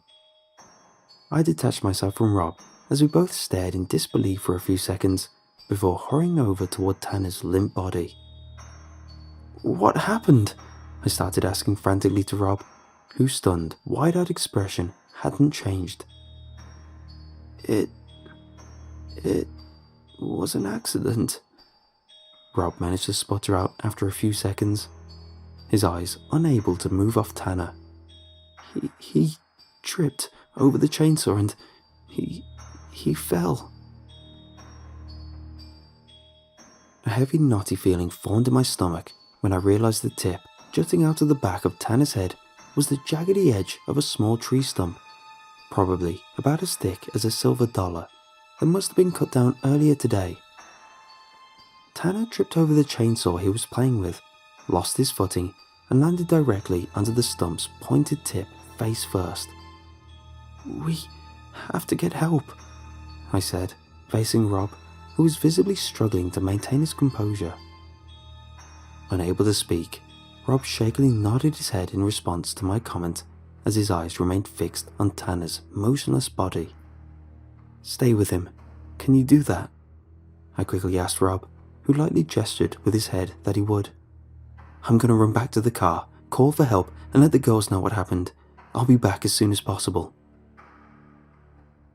I didn't wait for Rob to respond and bolted back down the path, trying to run as fast as my feet could take me, amid navigating the dark, rocky trail. My heart pounded and my mind raced with a recurring image of Tanner's stiff, twitching body, while the reality of what just happened, along with the drastic shift of events this night took, struggled to set in with me. About halfway back to the parking lot, I stopped alongside the trail and vomited profusely, forcing myself to take a few slow, deep breaths before resuming my sprint. I was able to reach the parking lot in under 10 minutes, finding Pam and Uma still sitting in the car, both fixated on their phones. The girls were startled when I started frantically pounding on the glass, gesturing for them to step out of the vehicle. They seemed hesitant at first, probably thinking I was pulling some sort of prank, until they noticed the genuine fear and panic in my eyes. I quickly called the police, saying there was an accident, and gave them our location. Pam and Uma were now visibly concerned and asking what was happening as soon as I hung up with the cops. There's been an accident, I stammered, realizing my body was visibly shaking while I still struggled to catch my breath. Tanner's hurt. He's hurt bad. Where's Rob? Pam asked urgently, to which I noted he stayed back with Tanner. We have to try and move him, I said, while motioning for the three of us to head back down the trail. Cops won't be here for another 30 to 40 minutes. We have to try and get him back to the parking lot. The girls started asking what exactly happened to Tanner as I took them down the trail. I was so focused on getting back to Tanner and Rob, I didn't answer them at first. I eventually spewed a vague response, simply stating he fell and is bleeding really bad, in between short gasps of air, while trying to maintain a steady running pace. We returned to the spot where I left Tanner and Rob, but neither were anywhere to be seen. I quickly noticed the stump Tanner fell on that was still encompassed by a fresh coating of blood, which stained the ground. After pointing it out and catching my breath, I finally had a chance to explain what actually happened to the girls, who responded with disturbed expressions of disgust and alarm. So, where are they now then? Pam blurted, yelling at me like I was to blame for the incident. I don't know. I told Rob to stay with Tanner, so maybe he managed to start moving him back to the car? I replied, with a blatant absence of confidence in my voice, trying to remain ignorant of the inevitability that Tanner had more than likely been killed from his fall. Before anyone could say anything else, the sounds of shuffling footsteps, accompanied with a teeth-gritting, squishy crunching sound, came from down the path, in the darkened section my headlamp's light couldn't reach. The three of us froze and stared intently toward where the noise came from, the footsteps appearing to get louder. I eventually started making out a human-shaped figure in the darkness that appeared to be taking staggering, stumbling steps, like someone who was deathly impaired. When the figure stepped into my headlamp's light, all three of us released terrified gasps and yelps. A gaping, fist-sized hole was in the center of Tanner's mangled, bloody face, where he had been impaled by the stump, his head hanging limp on his neck and bobbling side to side, looking like a broken toy. He was completely nude, with blood streaking down the front of his torso, while his arms remained completely motionless and swayed lazily in conjunction with his discombobulated footsteps. That popping, crunching sound emanated every time any one of Tanner's bodily joints shifted, his skin a deathly, corpse-like pale tone and covered with mottled, greyish-blue patches. As much as I wanted to believe Tanner was somehow alive, it was abundantly clear something wasn't right. I heard Pam and Uma begin whimpering as Tanner took his lurching steps toward us, stopping when he was about 9 or 10 paces from where we stood. There was a tense stretch of seconds before I shakily uttered Tanner's name, after which his back made an abrupt arch unnaturally bending backwards 90 degrees as a popping crunch emanated throughout our vicinity. Tanner's swift movement made Pam and Irma shriek, after which he started racing towards where we stood. Our fight and flight instincts activated, the three of us swiftly pivoting and bolting back down the trail. I was convinced I heard that popping crunching and Tanner's wobbly footsteps following closely behind us in our dash back to the parking lot. I remained focused on what I could see in front of me until we reached the car. Pam and Irma were crying hysterically as I pivoted and shined my headlamp back down the trail to see we were no longer being chased, but couldn't shake off the smothering feeling something was watching us within the forest's impenetrable darkness. We all instinctively scrambled toward the car, but paused when Pam asked us about Rob.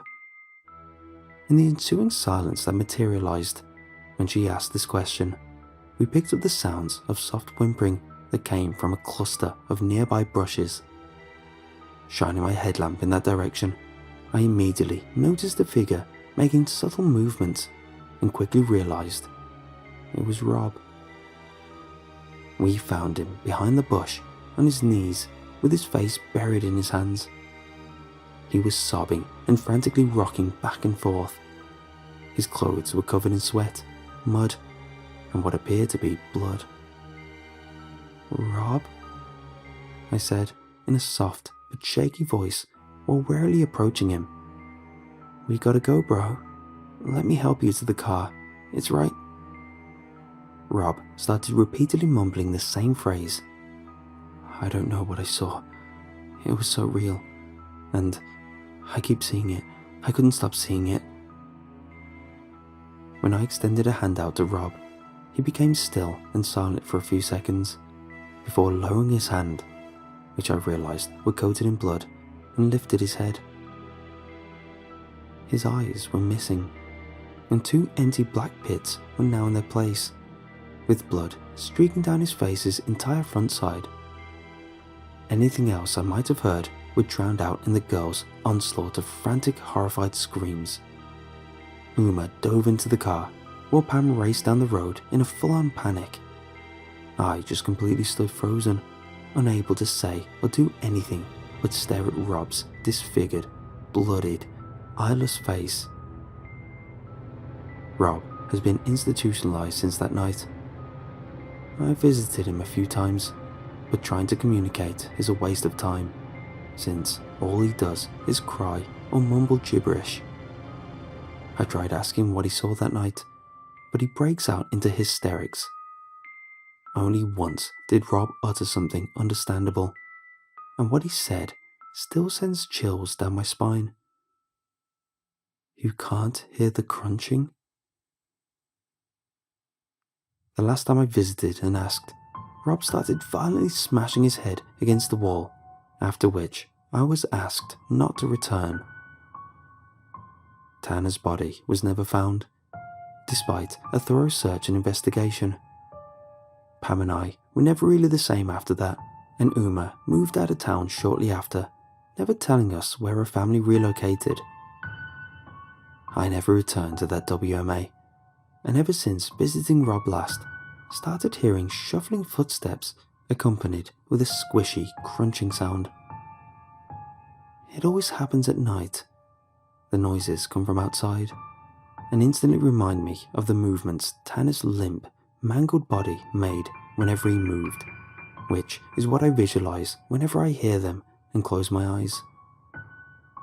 I never saw anything on the first few instances I've mustered up the courage to check, and nobody else seems to hear the eerie sounds.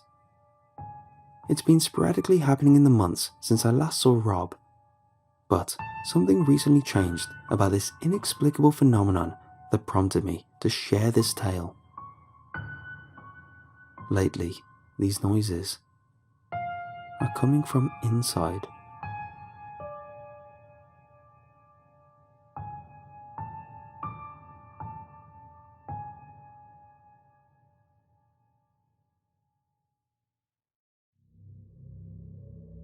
If anyone ever finds out I'm writing this down, they're gonna kill me. Not in a metaphorical, getting yelled at a bit sort of way, Not in a slightly more serious, getting in legal trouble sort of way. Not even in a sexy way, like getting choked out or cut in half vertically, or beaten to death with my own decapitated arm or something. At least that's what Sydney tells me is sexy. I'm not too sure about the taste though. Nah, if they find out about this, I'm done. No excuses, no final words, no goodbye. So, I'm really sticking out my bloody neck for you guys, getting this information out here. You're welcome. Actually, never mind. There's no need to thank me. Really, don't thank me. I'm not doing it for you, or for any future tourists who come across this post, or even to save the world from the inevitable return of the old gods, tethered as he is to the very ground I'm resting on now. Nah, I'm just really bored, man. It's driving me up the bloody wall. We don't get much Wi-Fi out here, and our next delivery isn't scheduled for another 5 days, so I'm kind of running on empty when it comes to reading material. Gordon stuck me on souvenir shop duty for the next week at least, just because I let the nut platypus, a giant platypus-looking thing that leads the drop bears, eat a few tourists. He's insufferable, that guy is. On a total power trip just because he's the oldest, and the smartest, and the strongest, and the most qualified, and probably the best looking, objectively speaking. Look, point is, I'm bored. I'm young. Daddy issues are manifesting as an urge to stick it to the boss, who, in this case, is actually my literal father, and also the entire Australian government, who have poured their hearts and souls and billions of taxpayer dollars into keeping this place under wraps, so I figured why not undo some of that work, write down a few of my experiences, publish it next time I get a modicum of internet, await my inevitable subsequent death, as, at the very least, a long-awaited end to the humiliation that is saying, "Good day, mate," to every bloody tourist who walks through these bloody doors. So, if you're interested, then stick around. I'll tell you a story. This happened about 5 days ago, assuming we didn't lose any time to the hot days. That happens sometimes. I don't know how it works in colder countries, but here in Australia, sometimes it gets hot. Like really hot. Like thongs melting and sticking to the asphalt hot. And it's worse here, of course. Everything is. A national park, about 3 hours of four-wheel driving out of the nearest town, middle of nowhere, Australia. I should probably describe the place. If you've ever been to the Australian bush, then you'll know what it looks like. On the surface at least. It's not. Here's a quick crash course. Any colour that once existed has long since been beaten out of our plants by centuries under a vengeful sun. It's a good couple hectares long in every direction, and always a single careless smoker away from devastating bushfires. And it's never quiet.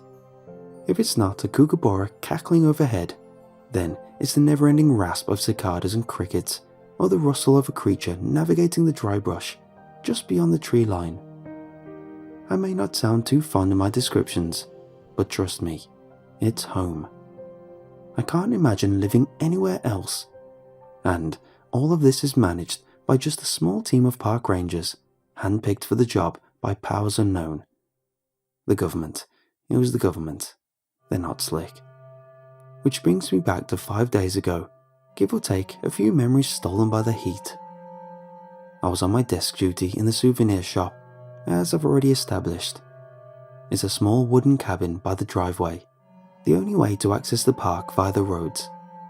We've got a few shelves of various whatsits and trinkets, like boxing kangaroos and I Heart Australia shirts, but not many tourists survive long enough to actually buy anything on their way out, so I wasn't expecting much business.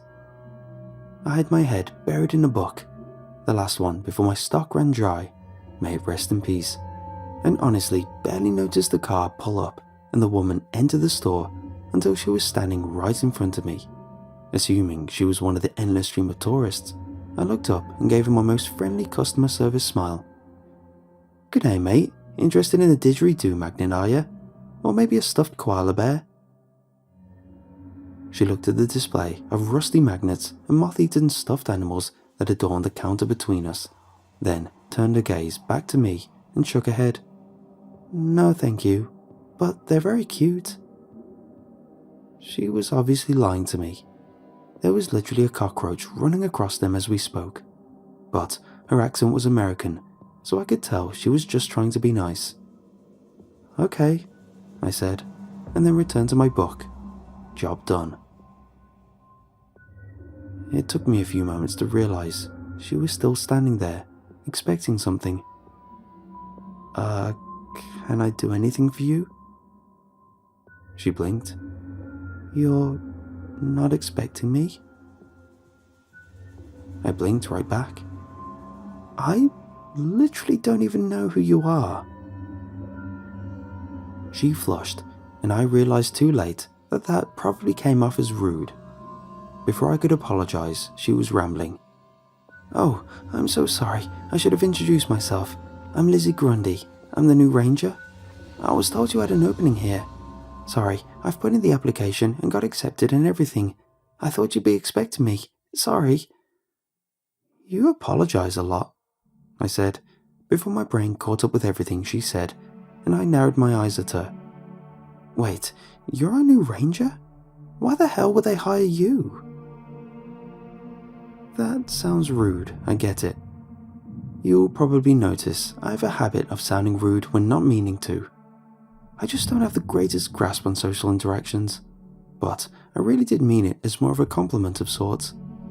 Like I said, this isn't exactly a normal park. We're not exactly normal rangers. They don't want us doing our jobs, writing reports about the dead and missing, getting too near what passes as wildlife here, working from an urge to actually look after our forests, rather than the want of a hefty paycheck. And this girl didn't exactly look like the type to let weird stuff slide. She was short, a few centimeters shorter than myself, embarrassing to admit as a dude, but we can't all be a Hemsworth, with dark skin and brown hair cut just above her shoulders, making a triangle with its volume. Her teeth were white, hair neatly done, clothes ironed, and, I kid you not, her pen was balanced behind her right ear. She was probably a little bit older than me, about 22 or 23 maybe, and carried herself with the posture of a dancer, or anyone cursed to perpetually have a stick up their ass. Point is, she looked like the sort to use highlighters in her notes, to take notes in the first place. Definitely not the sort to let things slide. So why the hell would they hire her? And now, she was more flushed than ever. Excuse me, what's that supposed to mean? I decided a topic change was in order. Oh yeah, we've been expecting a new ranger. I totally forgot. She stared at me. I stared at her. She decided it wasn't worth it. Right. Well, cool. Yeah, who's in charge here? The boss, I answered. She smiled at me, evidently resisting the urge to bash my head into the very magnets I was trying to sell. Wouldn't be the first time, that's for sure.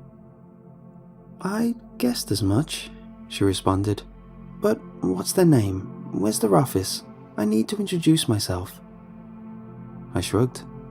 We just called him the boss. I didn't tell her where his office was, not until she knew the rules. You don't enter the boss's office.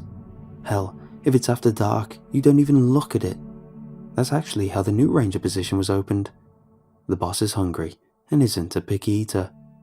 So instead, I decided to send her where we send all our problems. To Gordon. Look, continue into the park, then go through the gate on the right. That's where our cabins are. Go to one without any bloodstains on the door and find Gordon. He'll help you out. She didn't ask about the blood, probably to be polite. I appreciated it. Instead, she just nodded slowly and moved towards a glass door that opened into the park. I called out after her as a last-minute thought. Oh, and watch out for the drop bears. They've been in a bad mood lately. She laughed. I didn't. She stopped laughing and finally began to look a little peeved. Drop bears don't exist. I'm a tourist, not stupid. Those two things aren't mutually exclusive, I responded wisely, speaking from experience. She didn't look impressed. Well, in my case they are. Thanks for nothing, Lou. I spent a valuable second wondering how she knew my name, before remembering I wore a name tag. By then she was gone, and I could only call out after her. Just don't stand under any eucalyptus trees. They haven't fed for a fortnight now. Evidently, she didn't listen. We didn't hold her any funeral. It seemed unnecessary, since I was the only one who'd ever even spoken to her. A conversation in which she was kind of snappy, might I add. Just dragged what was left of her body to the radiation pit and let Sydney throw her in with the others. It was a pretty upbeat affair. It meant the drop bears had been fed and so wouldn't bother us for at least another few days. And because it was an occasion to dispose of an employee, Ava used it as an excuse to bake cupcakes. They were Dead Ranger themed, squirted with, hopefully, fake blood and guts. One of them even had a remarkably detailed recreation of a squashed, half-eaten then thrown up eyeball, just like the real body did, juices and all. In conclusion, a pretty good day, even if I did finish my last book and have to resort to more creative methods of keeping myself busy. The next day though, at about the same hour in the morning, something unusual happened. Even more unusual than my usual. I was trying to pass time by bouncing a ping pong ball at the wall, a fan whirring full blast beside me, sweat dripping down my back regardless, when another car pulled up in front of the shop. A woman entered. I stared at her. "Whose car is that out there?" she asked. For someone who had been mauled to death by mutilated koalas just the day before, skin strung like confetti across the trees, she was looking remarkably healthy. It looks exactly like mine. I opened my mouth, then closed it. "Hello," I said. "Hi," she responded, very chipper for a dead woman. "My name's Lizzie. It's Lou, right?" "Yeah, you're the new ranger?" She beamed. "You've been expecting me? I hoped you would. Is there a surprise party? Sorry, that's presumptuous, right? And even if there was a surprise party, which I hope there is, you wouldn't tell me because then it wouldn't be a surprise anymore. I'm so excited to work here. You all seem so nice already." I almost sent her out to get mauled by drop bears again, just to avoid things getting awkward when there was no party. But since they'd just been fed, I doubted they'd do anything fatal. Instead, I decided I should do the responsible thing and make her someone else's problem. I stood up. "I'll take you to Gordon. He'll sort things out for you." "Fantastic!" she cried, clasping my hand and shaking it rigorously. I tried to not cringe at that unexpected contact. "It's so nice to meet you, Lou. I'm sure we'll be best friends." Again, it took quite some mental effort to stop myself from sending her to the drop bears. "Right," I said, wiping my hand on my pants. "Cool. Follow me." We got to the cabin with no incident and entered Gordon's place without knocking. He and Sydney were both in there, presumably making out or fighting or whatever else it is that exes do. There was a Monopoly board between them. Sydney's face broke into a lazy smile when I opened the door, which quickly dropped to a silent "oh" when Lizzie slid in behind me. Gordon's expression remained a tight frown. "Shouldn't you be manning the souvenir shop?" he asked.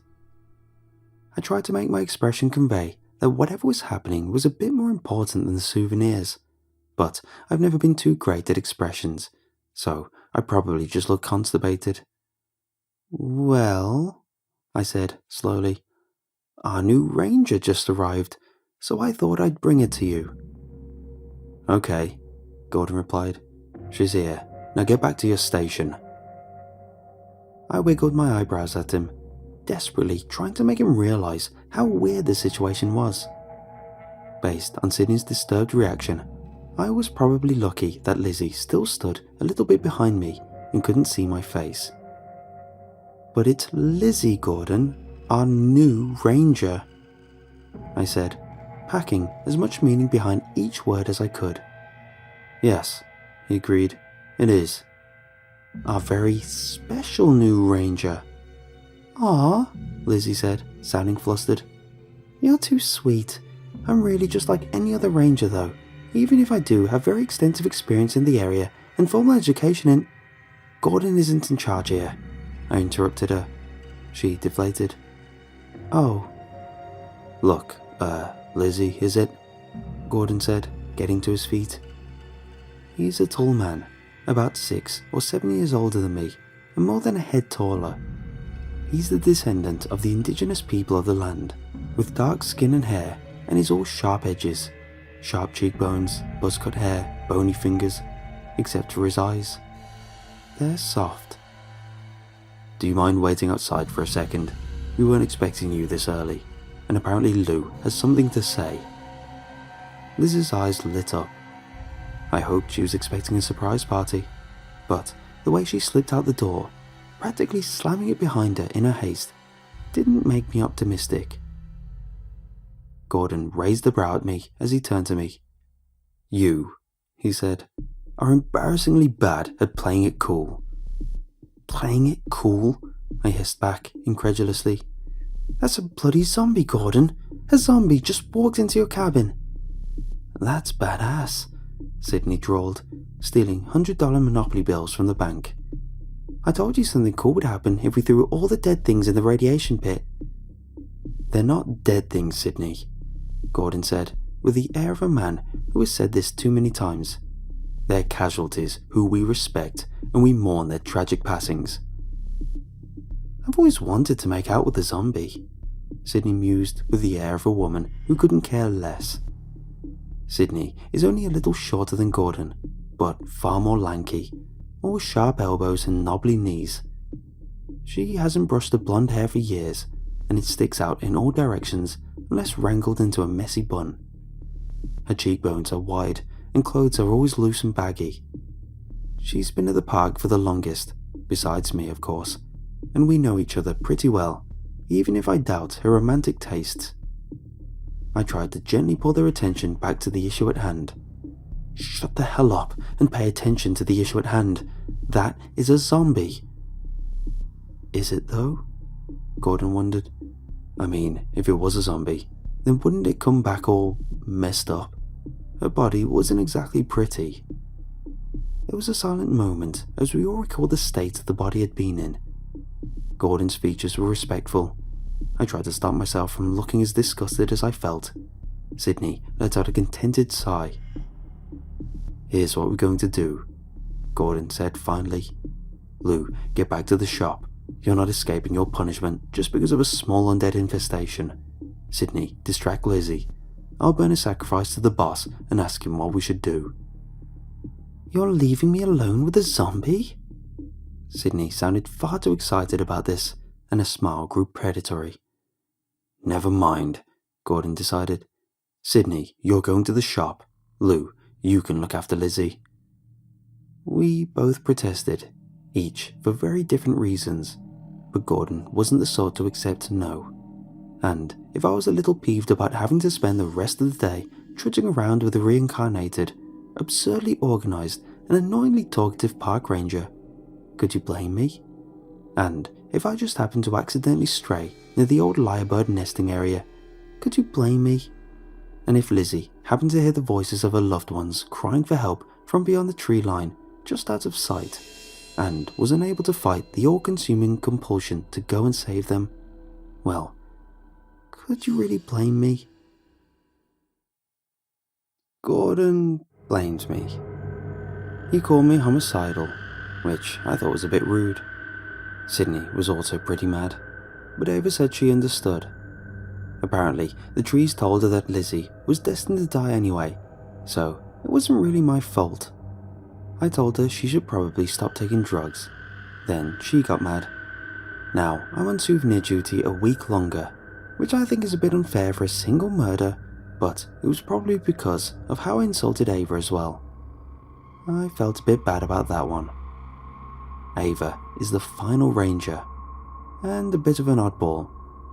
Her hair is as bright as mine is dark. a brilliant orange colour that sits around her head like a halo. She wears a pointy hat and speaks to the trees, and she's the only one that the drop bears won't hurt. I think the knot platypus likes her. She's probably the nicest of us all, even if she does have the highest kill count. All those poor children. But that's a story for another day. I'll finish up this story first. Honestly, you can probably see where this is going. I don't know why I keep trying to build suspense. The next morning, I was in the shop, bored to the point of reenacting Titanic with the stuffed animals on the counter when a car pulled up out front. I put down the animals with an exasperated sigh. A woman entered the shop. "Whose cars are they out there?" she asked. "They both look exactly like mine." That was 3 days ago. We've managed to keep her alive since then, which is a good thing because those cars out front are starting to pile up, and they all have the same number plate. That won't look good the next time the cops pay us a visit. She doesn't seem to remember anything about her first 2 appearances, and we're trying to keep it that way until we figure out what's going on.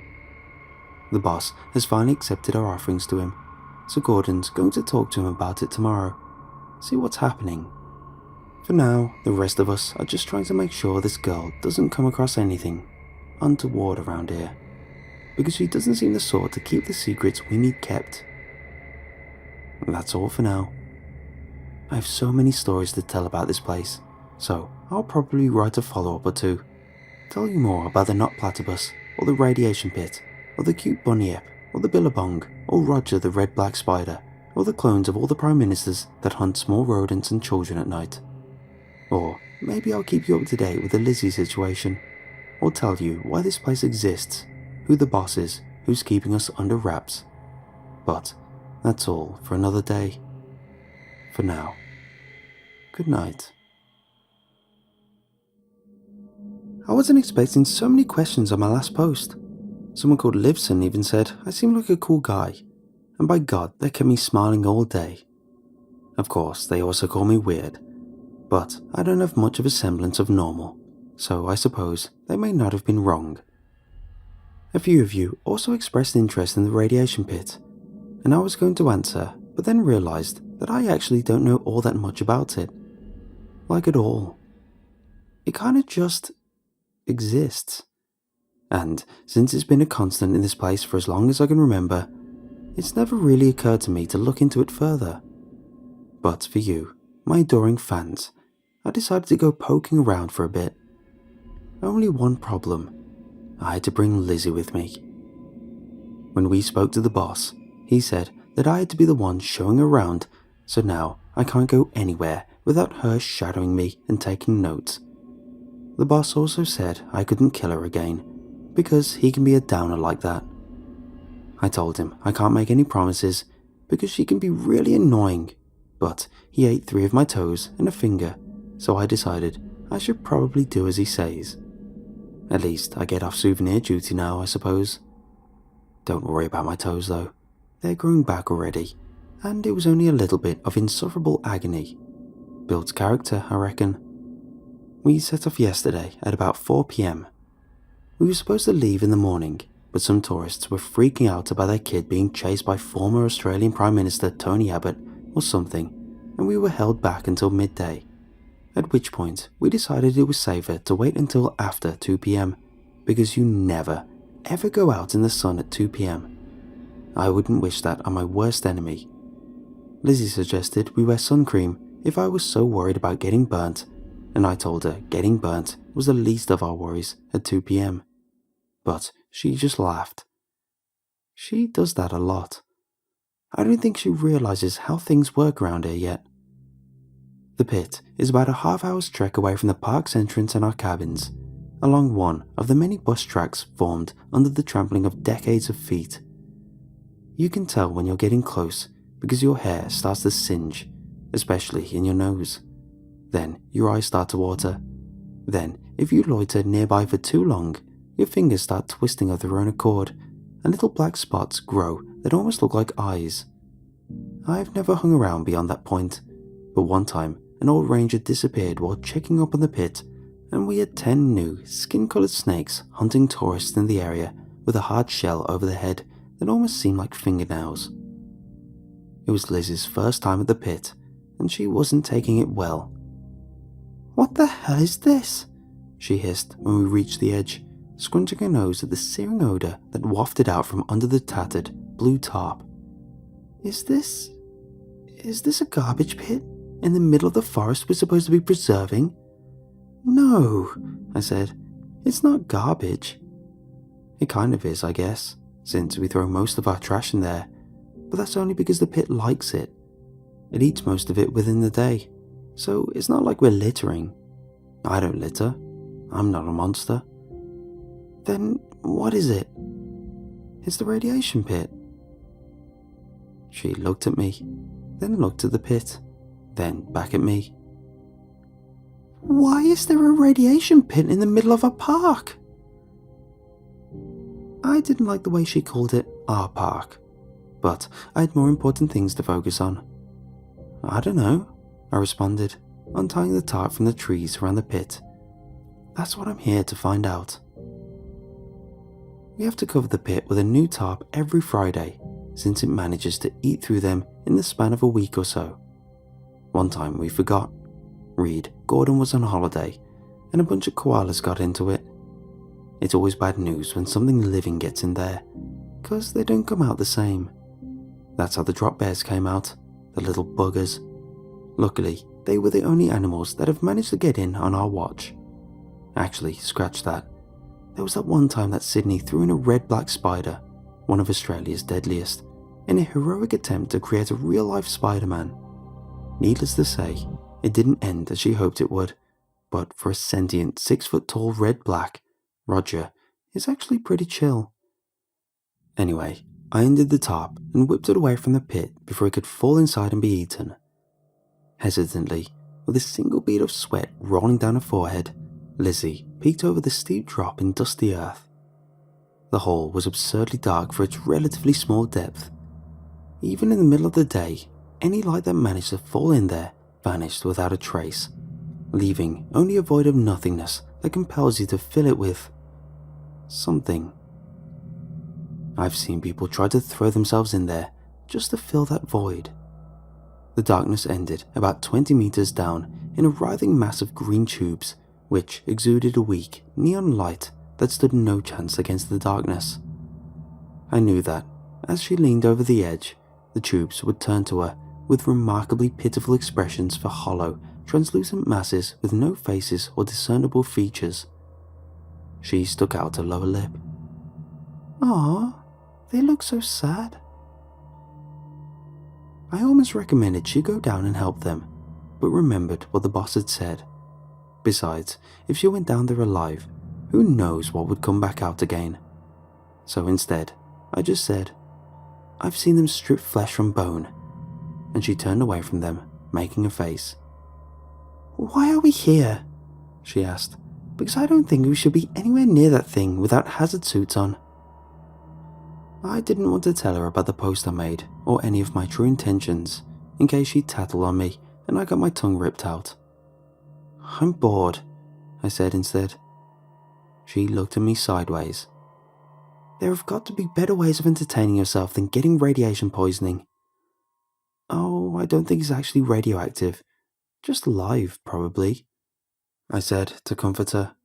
But from the distressed look on her face, I guessed it didn't work.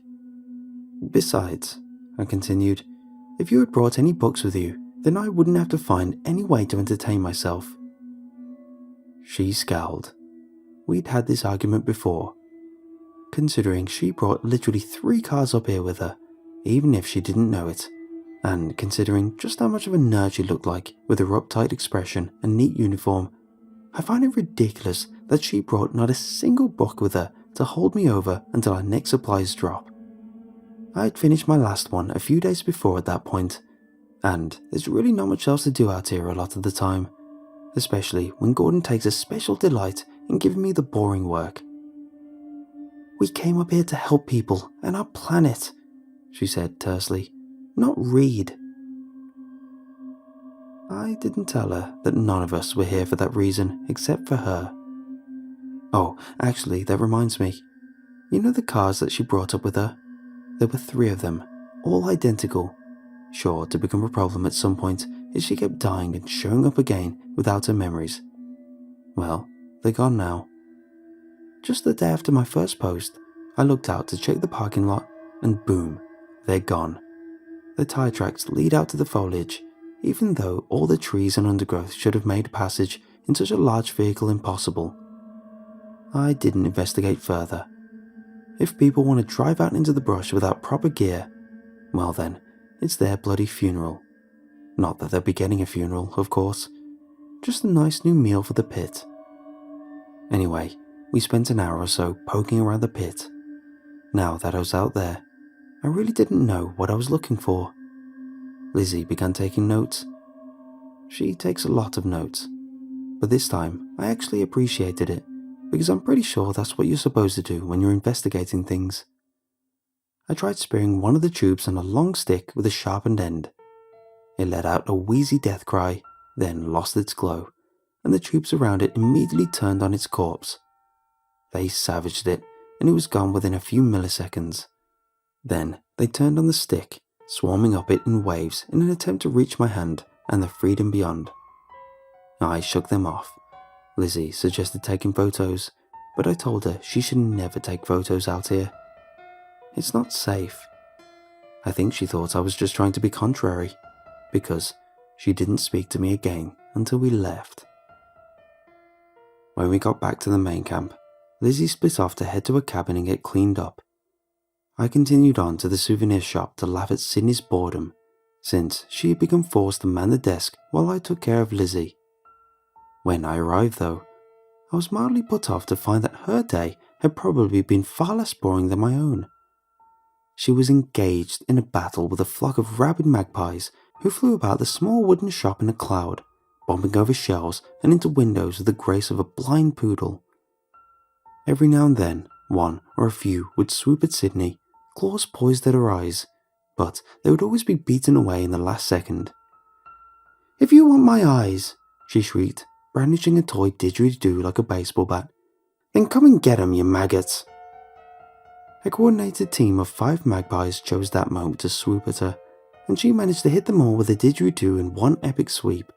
Then, using it like a mortar and pestle, she ground their prone bodies onto the floor below, smearing blood and guts and various other fluids into the half-rotted floorboards. It was pretty bloody, and there's really no other choice in swooping season. I ducked into the shop and armed myself with 2 polished boomerang souvenirs, using the end of one to spear a bird that was swooping at me with an ear-piercing shriek. Seriously, why did they make the edges of these toy boomerangs so sharp? Within a few minutes, most of them were dead, and those that weren't had fled back to their nest to plan their next offensive. We wiped down our weapons with toilet paper from the drop toilet outside and put them back on the shelves, most of the bird gore removed. "So," I said, panting and wiping cuts from my eyes, "how was your day?" "Ugh," she groaned, wringing blood from her hair. "So eventful, I didn't get a spare moment." "Uh-huh," I said, feeling annoyed. "First we had to chase out Tony Abbott, because he kept leaving dead kitty parts around the front driveway and scaring away the tourists." "Uh-huh," I said again, feeling even more annoyed. "And then Roger came by and we had to catch up. He tried to rip me open and lay eggs in my gut, but apparently he's found himself a cute boyfriend, so that's nice." She continued. "Uh-huh. And then these magpies showed up, of course. It's swooping season. It's always swooping season." I sighed, cursing my luck. Of course, the one day I'm off desk duty is the day it becomes interesting. "Is that all?" I asked, somewhat defeated. "Oh yeah, and then the old god tried to awaken again, and the boss had to whip out his tentacle. Kinda hot." "That's my dad," I reminded her, wondering how the day could get any worse. She didn't seem too repentant, and Holmes decided to kill her before I remembered that she can't actually come back like Lizzie could, and I would probably miss her if she was gone for good. So yeah, that was my day yesterday. Pretty normal, all things considered. But I wanted to let you all know that I'm making an effort to look into things you want to know about. I'll ask the boss about the radiation pit next time we find a worthy sacrifice so I can find out more, since he's been here longer than all of us. And since there was an interest in the comments, I think next time I'll tell you the story of Ava and the birthday massacre. Until then, see ya. So, I'm mad. For days, I put up with having nothing to read. Literally days of being bored out of my mind, shadowed by Lizzie and humiliated by Sydney's constant exploits. But I put up with it, not just out of the goodness of my heart, but because I knew that Davo was going to be coming down on Thursday with a monthly supply drop, and I'd get some new reading material. Plot twist. It didn't happen. See, the park is a good few hours out of town, and before Lizzie, Gordon was the only one with a driving license and no psychopathic tendencies while behind the wheel. Looking at Sydney with that one. Seeing as he doesn't have the time to take the drive every couple of weeks, that fell to Dave. Dave, or as we've come to call him, Davo, was the only local balmy enough to drive up here every month with some supplies. You know, food and whatnot. He's middle-aged, average height, white with a beer gut, a bit boggin, honestly, but kept the racism to a minimum and was always nice enough to bring a few spare books for me whenever he came up. And now, of course, he's gone and gotten himself killed. It was the bunyip that got him, based on the, specific region that was missing from his body. The penis. The bunyip ate his penis. It's weird because it's not part of the actual legend. Bunyips haunt billabongs, sure, and eat unsuspecting humans who draw too near, but there's nothing about them specifically aiming for there. That's just our guy. Then again, who am I to kink shame? Still though, we don't know why he went down to the billabong in the first place. It was a good hour's trek from where he left his car, abandoned in the middle of the road. The lyrebirds wouldn't have led him that far, and definitely wouldn't have let the bunyips steal their meal. And we can't imagine him going there by his own accord. His keys were still in the ignition, and he's a local. Even if he doesn't know at all, he knows enough to stay the hell out of our bushland. Anyway, the government authorities in charge of the cover-up, it's always more thorough when it's a local, confiscated the supplies he was going to drop as evidence, including, of course, the books. The bloody guy couldn't wait long enough to deliver the books before he went on his little suicidal hike, and I've been fuming for days. Since the others have to eat and all that, the locals roped a new guy into doing our deliveries. His name is James, and his family have only just moved into town, so they didn't know just how dangerous the job would be. I want to feel bad for him, but I'll reserve my pity until I assess his book selection. Any John Green, and I'll throw him to the Prime Ministers myself. He showed up on Sunday. We were expecting him, so Lizzie convinced Gordon to convince the rest of us to throw him a little welcome party in the souvenir shop. We set up the radio and dusted the shelves. We washed our uniforms and combed our hair. Ava had even put some lipstick on Roger, the redback, but Gordon convinced her that Lizzie wasn't ready for that yet. Despite having been around for almost a week at that point, nothing strange had yet to happen while she was watching. I mean, except for those 2 times she died. But that doesn't really count. Point is, we've decided it's best to ease her into it for as long as we can, and a 6-foot-tall, sentient spider isn't the most subtle of peculiarities. James showed up at 1 in the Arvo, his ute pulling up, filled to the brim with canned goods that none of us liked. I looked at him, sizing him up. East Asian heritage, long cheekbones and slick back hair. Tall too, almost the same height as Gordon, who rushed out to guide him inside before the 2 a.m. sun came out. That was where the rest of us greeted him. "Hi," I said. "Hey," he responded. He had a Melbourne accent. "What brings you here?" I asked. He shrugged. "I dunno. Seemed like a good job to ride through my gap year." "You look about 25 years old," I responded. Gordon put his face in his hands, so I guess that came off as rude. Oops. James, unfazed, just shrugged. "Yeah," he said. "Well, sometimes gap years last longer than expected. Like a few years. or almost a decade. He shrugged again. You know how it is. I didn't know how it was. I never went to school, but James seemed cool and I wanted to fit in, so I just nodded along. I changed my mind about him when I asked him about the books though. Apparently none of the locals had thought to clue him in on that particular tradition, so he didn't bring any. He promised to bring some along next time, but I'd already decided that I hated him and retreated from the conversation to glare at the distance behind the counter. The others all seemed to like him. Ava kept giggling at everything he said, wrapping her hair around her finger suggestively. It was kinda cringe, I'll be honest, but none of us were going to point it out to her. She's just too nice. It's impossible to willingly upset her. Kinda makes it funny that she's the one of us with the highest kill count. Actually, that reminds me, I was going to tell you guys about that, wasn't I? I totally forgot. Here you go. So, this happened about 2 years ago. Ava had only just started working at the park and was a hot new thing. Unlike Lizzie, who no one likes because she's uptight and annoying and also maybe immortal, Ava was actually cool, and we all wanted to spend as much time with her as possible, to the point that arguments over who would patrol with her would sometimes get pretty ugly.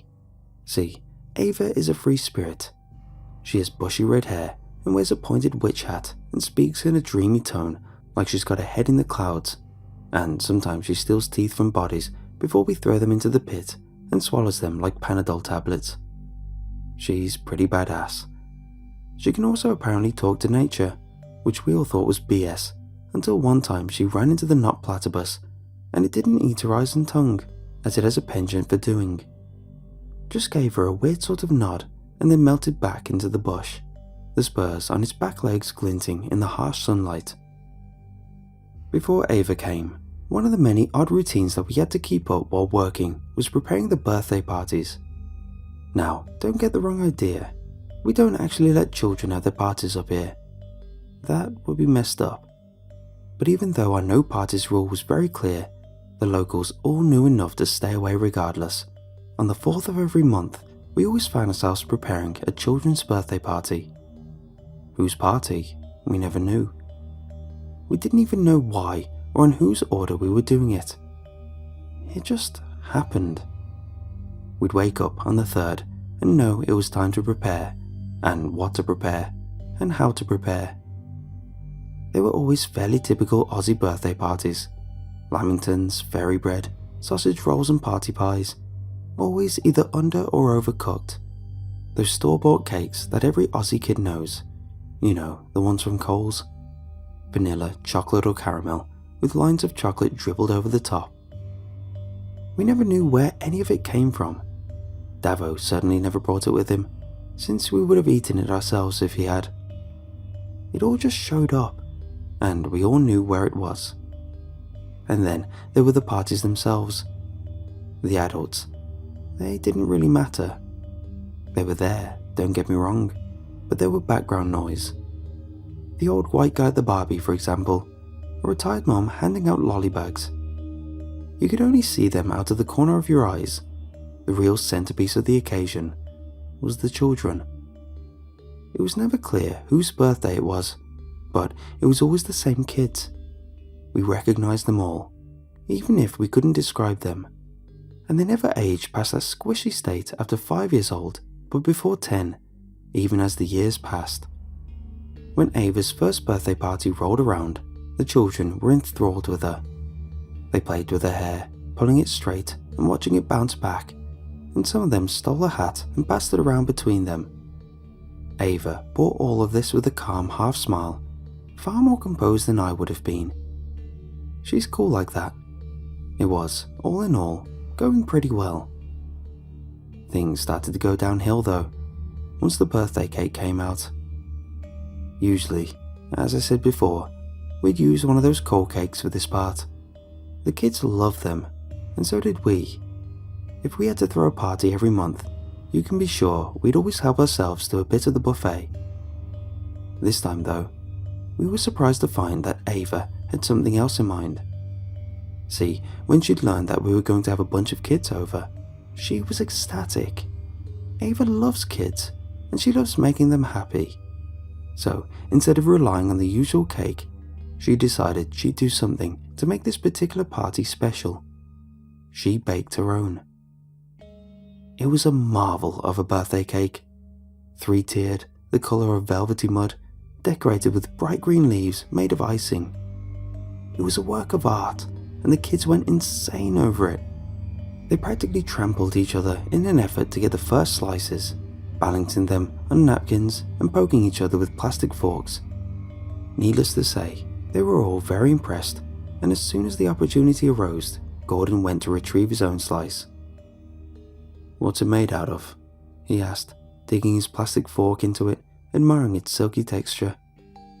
"Oh, you know," Ava hummed absently, smiling at the children's excitement. "Just the usual: eggs, butter, flour, sugar, vanilla extract, a little bit of arsenic, some cocoa powder." Gordon paused his loaded fork, hovering centimeters from his mouth. "Sorry, what was that last one?" "Cocoa powder?" No, the one before that." "Oh, arsenic. It's my mother's recipe." Gordon nodded slowly, lowering his fork and studying this slice with a new wariness. Huh. Then, the kid started dying. It was pretty ugly. You know, convulsions, crying, blood coming out from a wide variety of orifices. I won't go into details, since the others all seemed pretty upset. None of them had eaten any, but apparently watching dozens of small children die horribly inspires some pretty negative emotions. I don't know why. It meant more leftovers for me, after all, and I helped myself as they died. The cake was good. Ava's mother was onto something. The arsenic led to a nice, tangy aftertaste. We didn't have any more birthday parties after that, and that's the story. But before you go, I've got one more thing to talk about. I promised I'd keep you all up to date with everything happening currently, so I should mention that something weird has been going on, like even weirder than normal. It's been a pretty nice break from the monotony, if I'm being honest. See, since my last post, I've been missing moments. And that's not in the normal way, like with hot days. No, everyone else remembers, and they don't often last full days. Just a few moments here and there. And when I come to, it's with the taste of ash on my tongue and black dirt under my fingernails. And it's been getting worse. I honestly think I lost the whole 2 days at one point. That's how long the others say I was gone for, at least. That's why this update has been a longer time coming than the last. But I haven't forgotten you all. I'm just dealing with it. It's just weird, you know. And I'm not used to the weird stuff around it actually affecting me. That's all for now though, I guess. Sorry to leave on a bummer note. It's probably nothing. It usually is. See ya.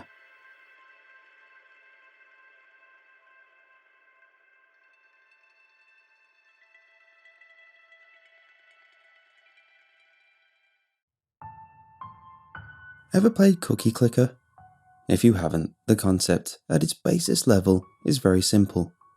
You open the game in your browser, you click on the cookie, and you gain +1 cookie. You do this a whole load, and then you can spend the cookies you've accumulated to purchase in-game upgrades, auto-clickers and the like. It's one of those addictive time-waster games. Fish Clicker is kind of like that. Similar premise. The pixelated white silhouette of a fisherman walks slowly across the screen, through the drizzle. A low-quality night storm sky of 3 interwoven colours wavers behind him. Dark blue, dark grey and black. He comes to a stop in the middle and takes a seat. He pulls his fishing rod from his back. He pauses, and his silhouette seems to shake for a short while, his body alternating between 3 or 4 slowly quivering frames. Then he eventually casts his line. The end disappears through a hole in the ground. I found the game in an undiscovered website gems thread on Ask Reddit. I was waiting on the result of a potentially rather embarrassing sexual health check, to be frank, and I needed something to distract me, to occupy my thoughts. Something low effort and repetitive. The suggestion for Fish Clicker was right near the bottom of the thread, with a single upvote. I'm not sure if anyone else even saw it. The user provided no accompanying commentary, literally just the name of the game, hyperlinked to the website itself. I thought, screw it. With a name as stupid as Fish Clicker, it must be good, or at least interesting. Nothing so far had caught my eye, and I was right near the bottom of the thread anyway. I might as well. So I took the bait. The link took a while to load, longer than I'm used to, given my connection speed. I was actually about to give up when the screen finally changed. All of it. The whole screen at once. The taskbar at the bottom and the search bar at the top both disappeared without my command. The screen showed only black with a small line of pixelated white text, alone and bright in the middle. Game cannot be stopped once begun. Press escape to close, enter to continue. Game cannot be stopped once begun? What does that mean? I won't be able to pause it? Or is it one of those one-time only gimmick games where you have to restart your router to start again once you've lost or died or whatever? Regardless, my curiosity was piqued. I pressed enter. The above screen with the pixelated fisherman played out before me, and once his line had been cast, a menu of sorts appeared. A column that took up the latter quarter of the screen, maybe a little less. It was full of curious, shadowed shapes and objects in the top half, and the lower half showed only empty item boxes in grey. The fisherman became at once much smaller, a small sitting figure in the rain, and beneath his 8-bit night sky. A layer opened up beneath him, this one entirely blue, and little silver fish could be seen swimming about in it. Beneath this layer of animated water was only darkness. Layers left locked, perhaps. The lamp in the corner of my room flickered. I needed to get that thing replaced. I didn't think we had any new bulbs in the house. I thought about going to my housemate, but she's away, visiting parents this weekend, so I ignored it and played on. Or tried to, at least.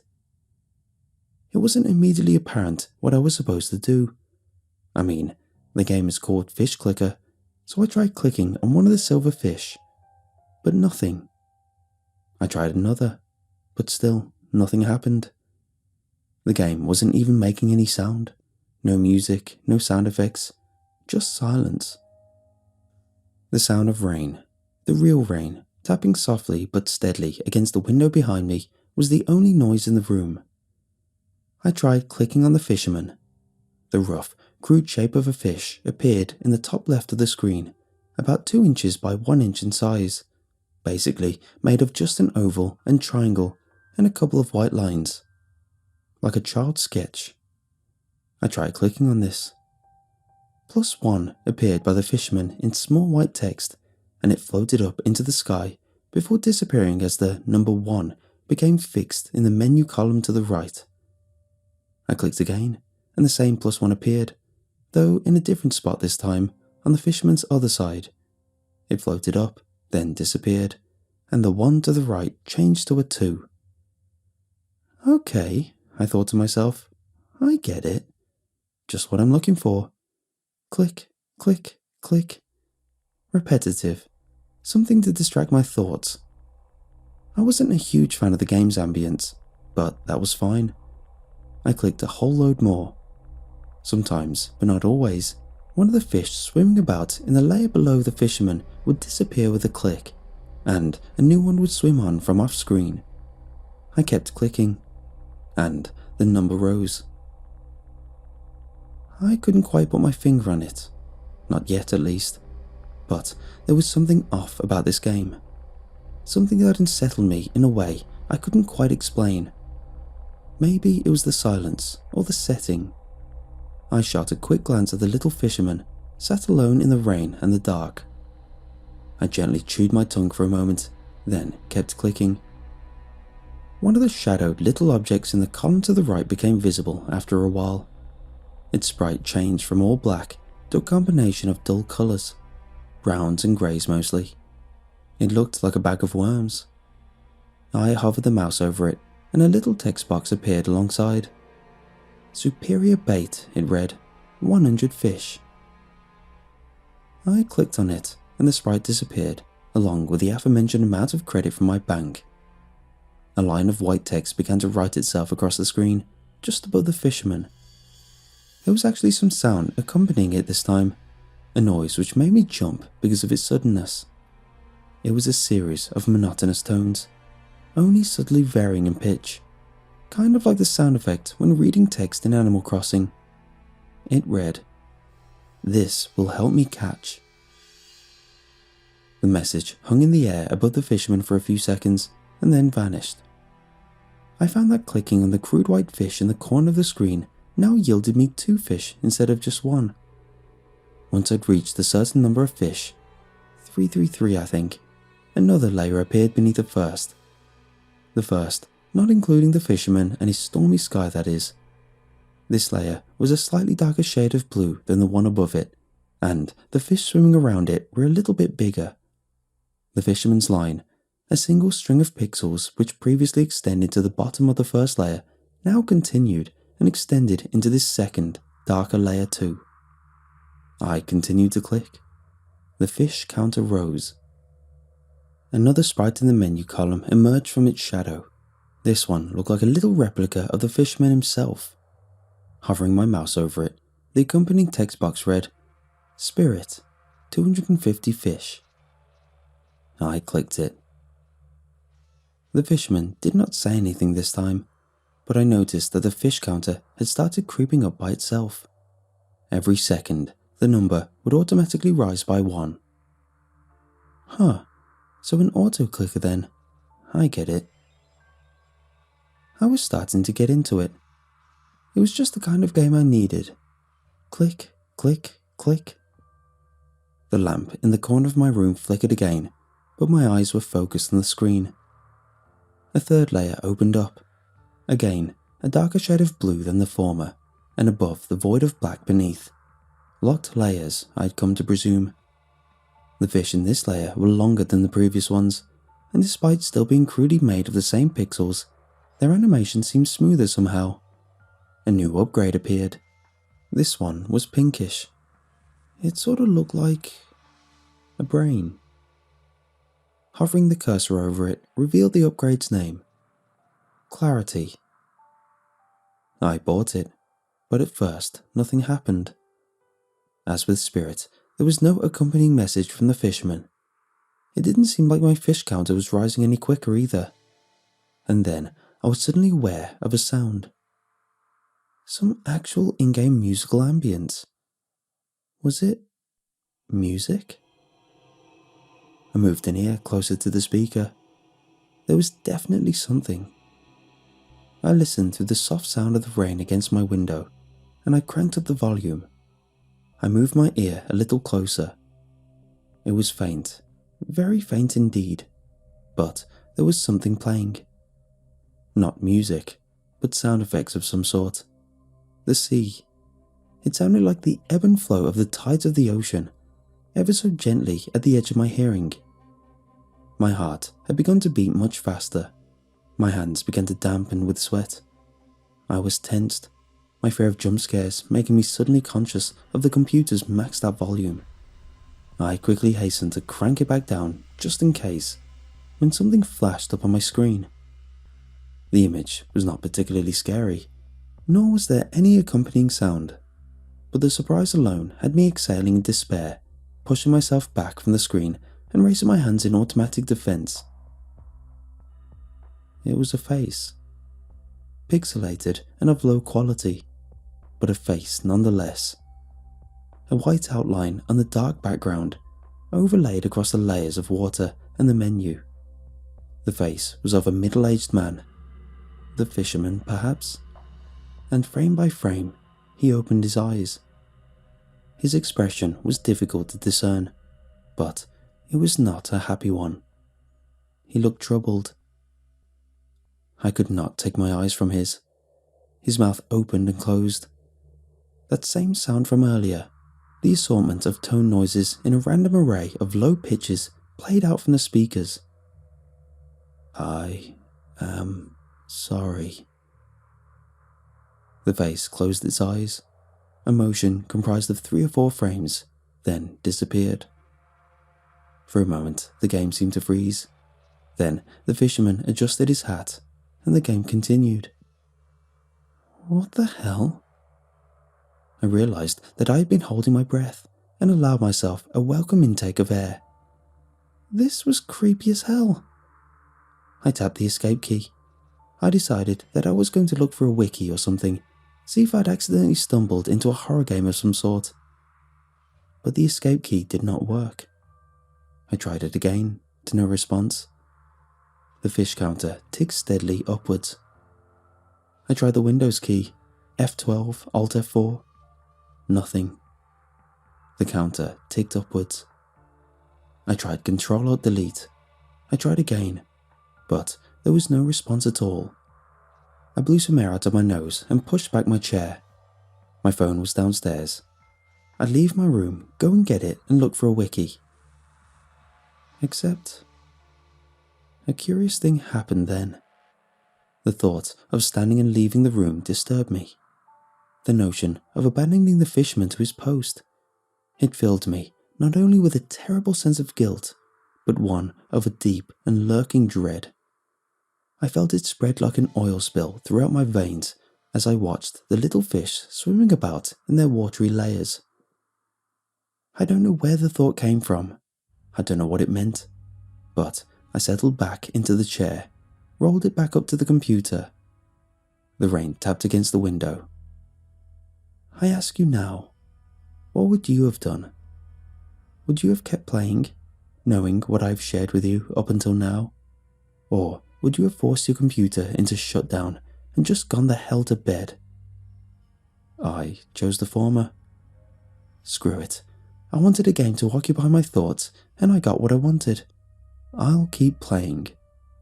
Click, click, click. The fish counter ticked upwards. More upgrades revealed themselves to me as the time passed by. Another superior bait sprite, another spirit sprite. The counter was rolling up with speed now, even without the constant assistance of my relentless clicking. A new sprite appeared from its shadowed outline in the upgrade section. A light in the darkness. It looked like a little animated torch. A flashlight. Grey body, yellow light projected from the front. I bought it, and the fish counter began rising in the dozens with every passing second. That same series of monotonous tones, the tones that varied only slightly in pitch, began to play through the speakers, alerting me to another message from the fisherman. I glanced up at him, while the white text typed itself out above. This will help guide the way. It hovered still for a moment, then disappeared. It was at this point that I realized I was actually sweating. Not that my room was particularly hot. It was actually quite cold, in fact. I wiped my forehead and clicked on. Layer 4 revealed itself to me. The animated sprites in this layer were little grey manta rays, and the water, following the pattern, was a darker shade of blue than the one that preceded it. Click, click, click. And the sounds of the ocean, distant and faint through the speakers, became a touch clearer. I purchased some more upgrades, more superior bait, more spirit, and as the counter of fish reached the 100,000 milestone, a new upgrade appeared. It looked like an 8-bit bottle of pills. I hovered the cursor over it. Cope, it read simply. I bought it, and the distorted tone played as a message appeared above the fisherman. This will help ease the pain. I was actively nervous now. The game was doing something to me, and I didn't like it. I didn't like it at all, but I had to keep playing. I couldn't explain it, but I had a duty here. I had committed. So I clicked on. Each click of the white fish now garnered me over 100 into the bank each time. My counter was shooting up. Time passed by, and the next layer appeared. As you can expect, a darker shade of blue, and the sprites this time looked like little hammerhead sharks swimming silently through the deep. To accommodate this layer, the others, including the fishermen's, all became a tad smaller. Click, click, click. The layers did not grow smaller as I unlocked more of them from then on. I had to use the scroll wheel to cycle through them. I had to scroll up to see the fisherman, for instance, and as detailed, each layer was darker than the last. Whales swam in the layer beneath the hammerhead sharks, then giant, eerily shifting squid, then anglerfish, disturbing little things. Their mouths slowly opened and closed, jaws distending, revealing lines of sharp, pixelated teeth. The fish counter was well into the millions by now. I bought more upgrades as they became available. Some I had to save for, some I could purchase instantly. A new sprite of a shining hook. Needlepoint hook.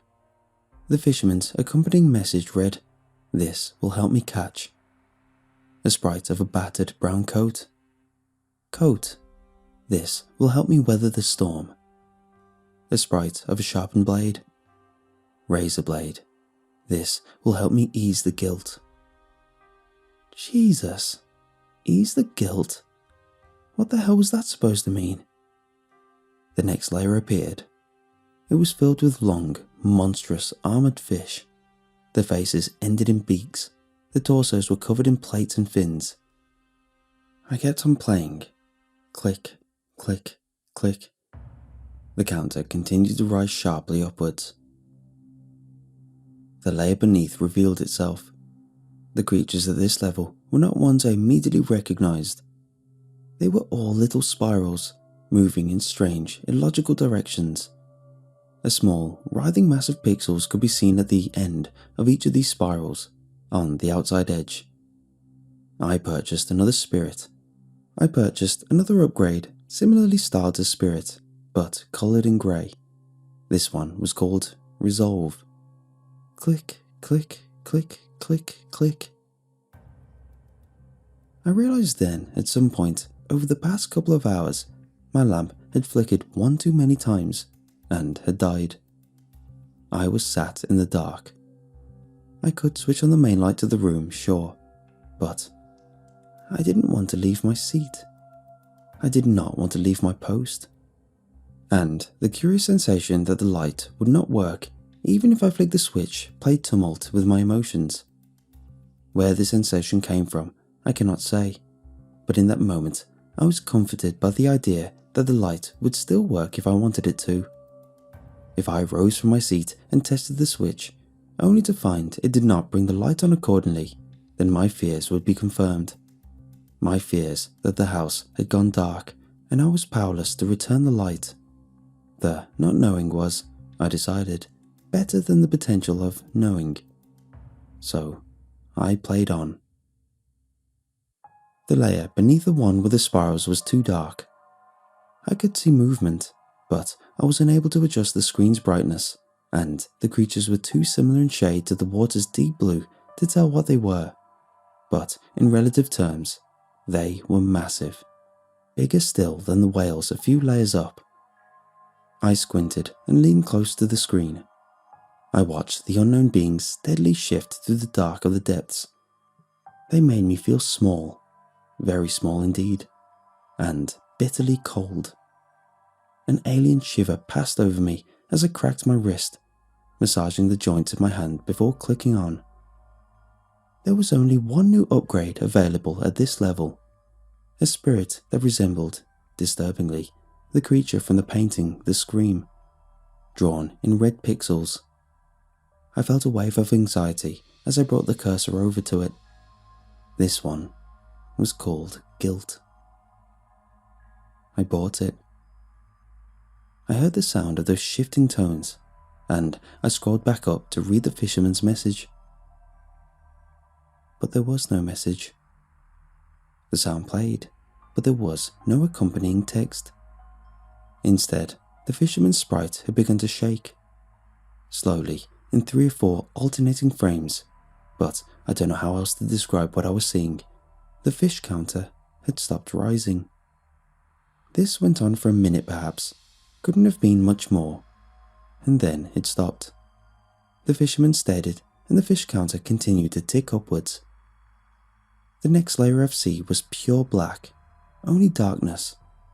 I could see nothing at all, not even shifting shapes, and I felt like I was there, with the rain on my window, in the cold and empty darkness of my room. I felt as if I was there on that unknown shore, alongside the fisherman above his world of the watery deep. The fish counter was well into the hundreds of millions. I gave my hand a rest and watched as it flew up of its own accord. 900 million, 950 million, 999 million. As it passed over the billion mark, 2 new upgrades appeared together. The first was titled with the familiar superior bait, but instead of a bag of worms, it showed a pixelated white hand reaching down from the sky. I couldn't be sure, it was hard to tell. I purchased it, and the fisherman responded with his expected line, "This will help me catch." The second upgrade now available was a new one. Unique, a little brown-green frog. This one was the most expensive so far. It would clear me out essentially. I hovered the mouse over its sprite to see its name. Merlin. Merlin the frog? I muttered out loud, to no one in particular. I pressed down on the mouse with a heavy click, paused, then scrolled up to see if the fisherman would make a comment. To my surprise, Merlin had appeared next to the fisherman, on the opposite side of the fishing hole, and the tones played out through the speakers, but it was not the fisherman who spoke. It was the frog. The text appeared in green above the animated creature. What kind of a fisherman loses more than he catches? I watched the text hover above the frog for a moment, then disappear, and the fisherman replied, "I do what I can." I swallowed, but my throat had gone bone dry. Merlin replied, "How many more must you lead to despair, fisherman?" A pause. For a moment, I thought that might be the end of the exchange, but then, "If they knew the danger," the fisherman replied, "they would not play." And beneath a layer of pitch darkness, a new layer appeared. The screen scrolled down of its own accord to reveal it, but this one was neither blue nor black. It was a deep, dark red. And the sprites that floated about within it, twirling and floating grotesquely, looked like little people, misshapen but bipedal, human proportioned. They could be nothing else, surely. They drifted silently in the dark red water. It was horrific. Once the initial wave of nausea had subsided, I leaned closer to the screen, eyes wide. The little humans didn't appear to be swimming in the same way that the fish were. As I described it, drifting was the better verb. I glanced over to the right. The fish counter no longer displayed a rapidly increasing number. It did not even appear to show a number at all anymore. Not in the traditional sense. It fluctuated wildly between symbols. Some numbers, sure. Some were upside down. Some were not properly aligned. But there were also foreign letters. Letters from an unknown language and random keyboard punctuation. Some I recognized. The backslash, the hyphen, the semicolon. Others I did not. 3 upside down commas in a rough triangle, a sideways omega symbol, an upwards pointing arrow with the leftmost fletching missing. Countless more, scrolling and disappearing and changing. My heart was a hammer in my chest. The white sketch of the fish on the top left had changed to red. The room had become colder, and the ocean called louder. Unable to tear my eyes from the screen, I continued to clicking on the white turned red fish, but my clicks yielded an unexpected error. I was only given a +0. +0? The number appeared in red alongside the fisherman, then it rose up before disappearing. I tried again. +0. Click, click, click. Each time I was given nothing but a +0. I watched the sprites of the little humans flying steadily in the deep and dark of the Red Sea. It made my skin crawl. They were trapped there. I could feel it. A part of me was down there along with them, lost in the terror beneath the waves. Click, click, click. +0, +0, +0. A new upgrade eventually became available. I don't know how much time had passed. It looked like a rough, pixelated emoticon.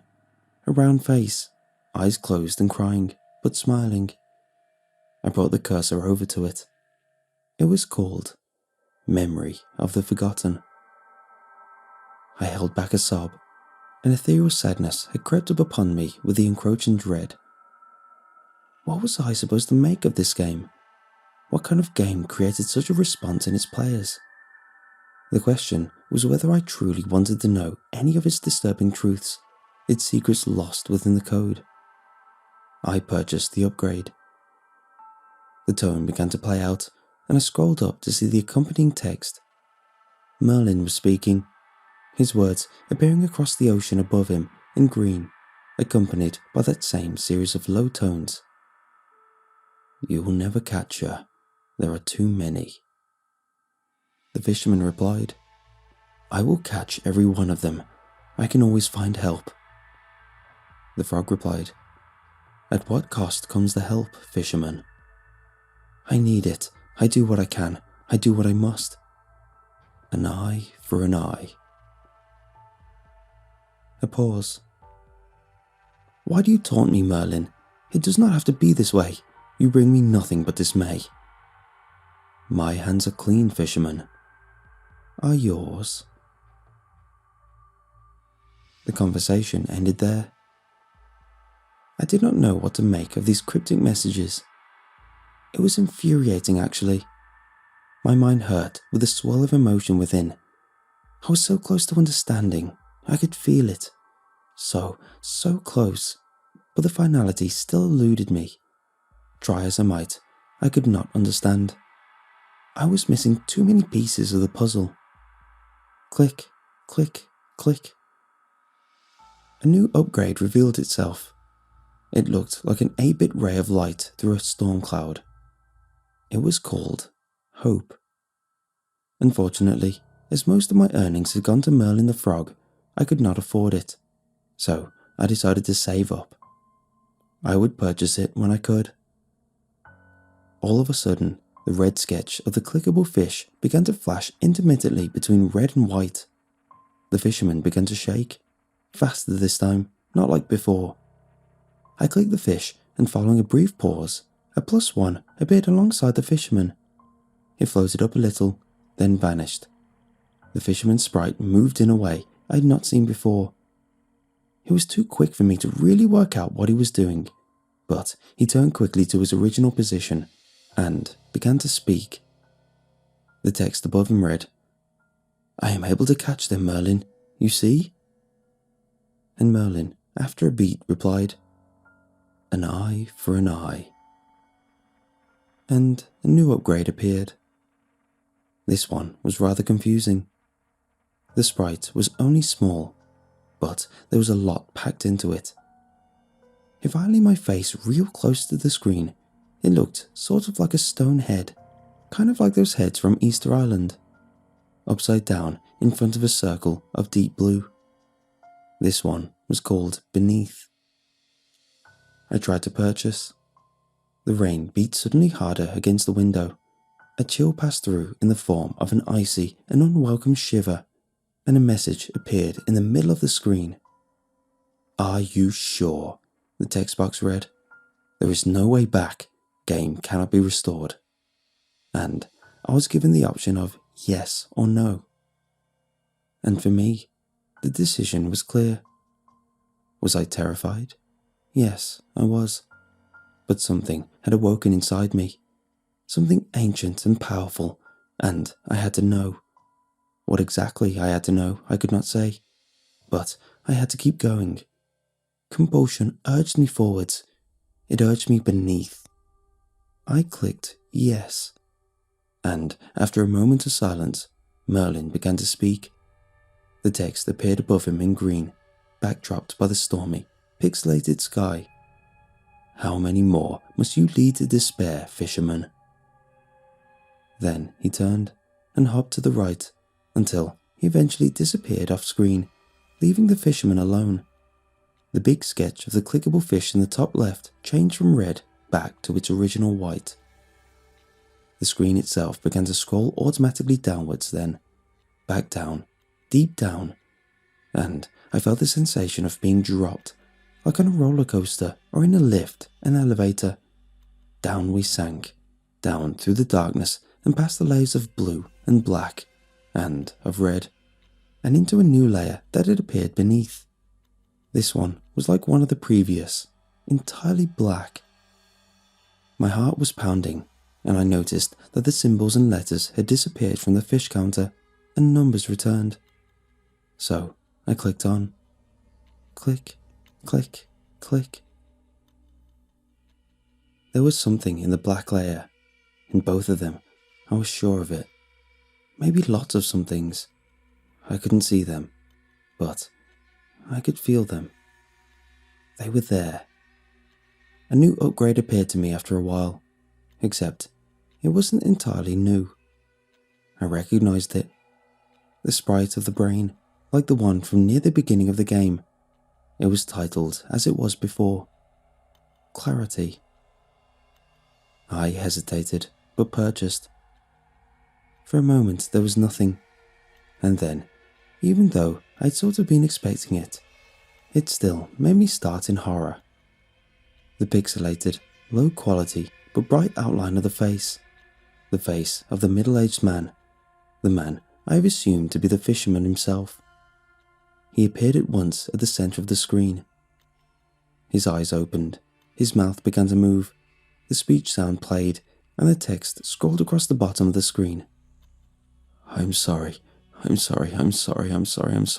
Forgive me. I will catch you. I promise. I'm sorry. I am sorry? I will catch you? I stared back into his eyes as an animated tear rolled down the side of his cheek, and the face disappeared. I sat in silence in the darkness of my room. The rain washed down the window, and I clicked on. Click, click, click. More upgrades. I lost complete track of time. More layers. Click, click, click. The layers had reversed their pattern. Instead of becoming darker with each subsequent level, they were becoming subtly lighter. Beneath the second layer of pitch darkness was a layer only slightly brighter. I could again make out vague, shifting shapes, massive shapes, long and silently writhing. Little pinpricked pixels of light were dotted randomly throughout. Although they didn't look like pixels. They looked like actual light. Tiny, distant, and far away. And yet, as I watched them shiver, I felt that I could reach out my hand. I could press it through the screen and I would be there amongst them in the darkness. The lights like stars all around. I would see them for what they were. But I did not touch the screen. I cracked my wrist, massaged my palm, and I returned my hand to the mouse. Click, click, click. The layer beneath was home to creatures with heads like the skulls of elephants. Their bodies bulged as they swam. Tentacles slithered out between them. Their eyes were black and cold and hollow. The layers beneath showed me distorted starfish, massive and slowly swirling. Sometimes the ends of their limbs would break away and form into pulsing circles. The circles would dissolve eventually, until they connected with another free-floating circle. Then the combined result would ensnare one of the starfish and crush it down into nothing. The layer beneath that was filled with creatures that looked like twisted lobsters but swam like snakes. Their heads and backs would regularly open into a form resembling two crossed hands, fingers splayed, before reclenching, writhing in the depths. And the layer beneath that was occupied only by a single black line.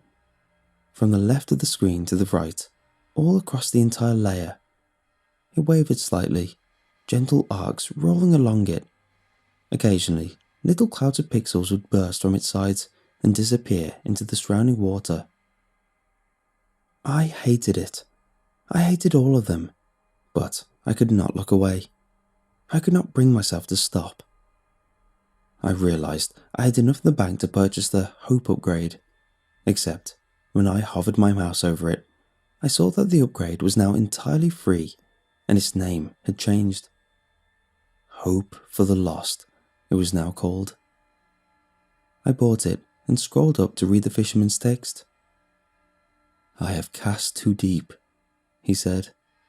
Then, "Forgive me, I will find another. I will seek their help. I will catch everyone." Find another? Another what?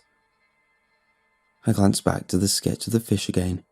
I clicked it, and the plus 460,255 I had become accustomed to floated up from beside the fisherman before disappearing. I wondered about the +0 it had shown me earlier. I wondered about the fish's sudden change from white to red, then back again. It had only been red on the red layer. It had only shown me +0 on the level with the red sea.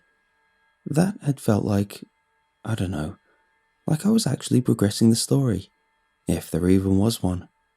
But now, what was I doing now? I was just going deeper, deeper and deeper and deeper. Click, click, click. I unlocked a new layer. This one showed only shadows of colossal claws, kind of like a crab's but longer, thinner, hungrier, all intertwined and clustered claustrophobically around each other. They shimmered and shook in the deep.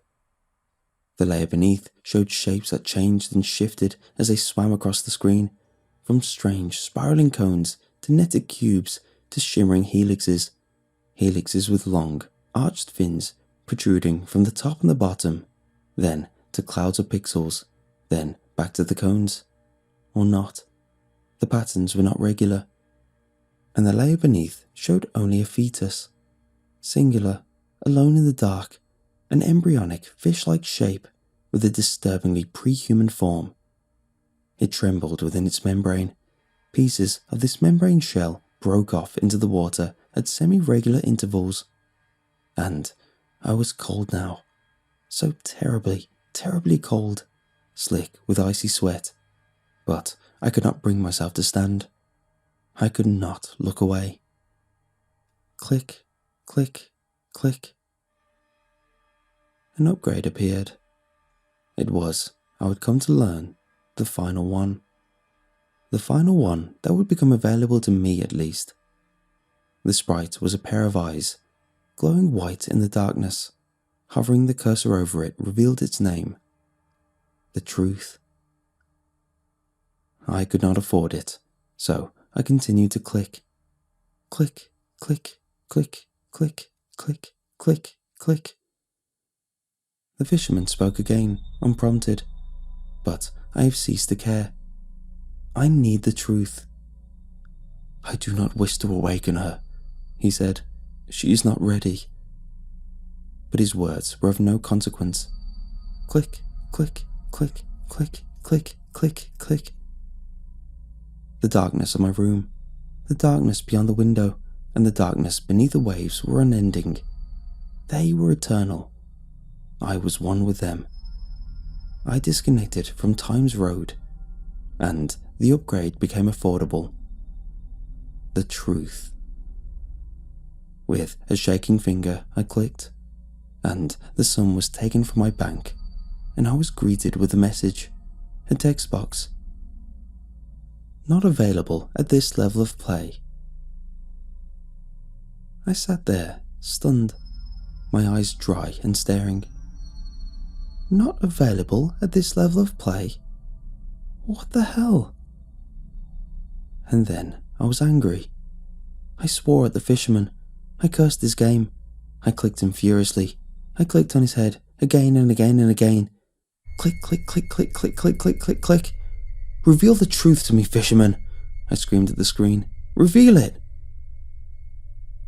He did not respond, but the screen scrolled down of its own accord. I felt that familiar and nauseating drop. It took longer this time. Down I sank, down, down, down below, and another layer revealed itself. This layer was white, and a single, angular, pixelated red face floated in the middle. A woman's face. And this was no simple 3 or 4 frame animation. There was no repetition here. The expressions in the face shifted and changed and shimmered in constant flux. She snarled at me. Her mouth opened. What must have been her lips pulled back. The layer changed to black, and her jaw distended wide. I could feel her staring at me. I was there with her in the deep. I could feel the void around me. In a cold panic, I tried to escape. I scrolled desperately back to the top of the screen.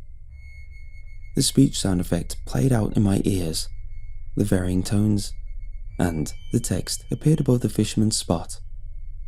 I say the fisherman's spot because the man himself had vanished, as had the sketch of the fish in the top left.